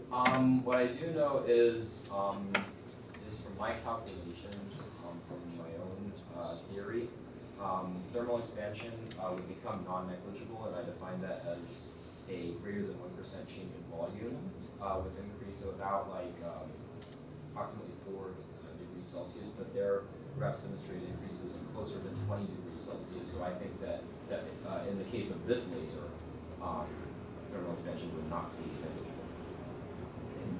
Okay. I have some question for the poster. So the dm of dt, the thing is nothing zero, right? So if the dm of dt. So in the side. So your result is agree with this one or? Yes, it is related to this one. So your results agree. Agree, yes. dm of dt is less than zero, not larger than zero. So try your data. Yes, it agrees with all the theory of here. Your results agree.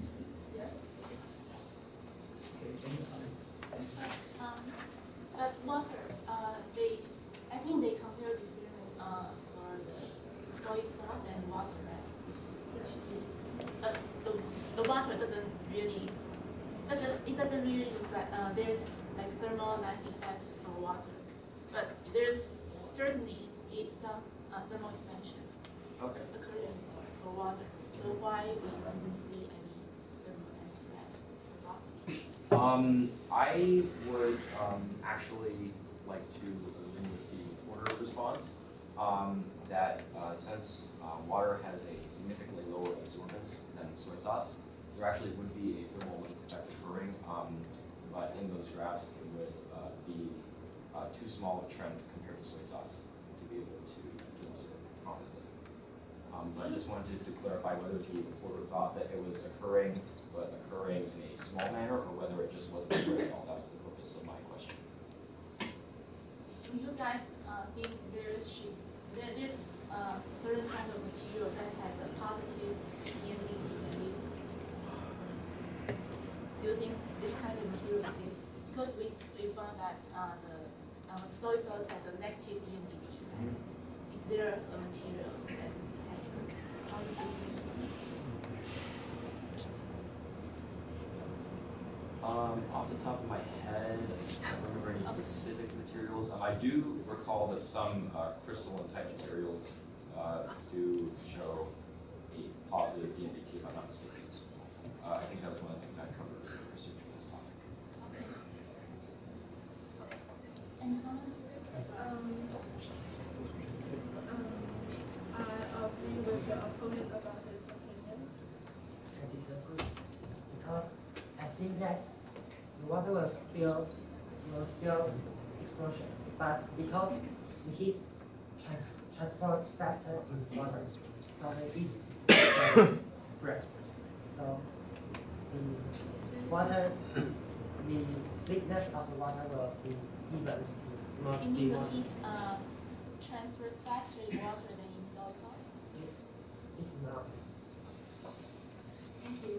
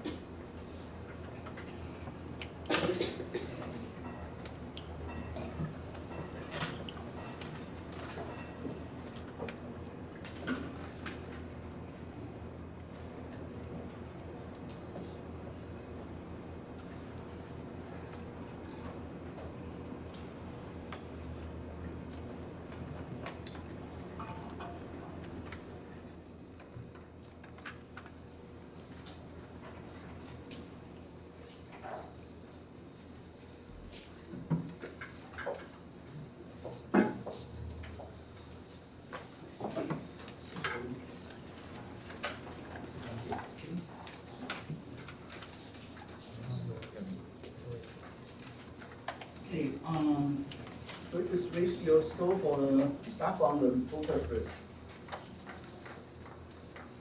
7, 8, 6, 8, 6. And opponent. 7, 7, 7, 8, 8. Thank you. And reviewer. 6, 7, 5, 7, 6. Okay, do you want to make some comment about the scoring or?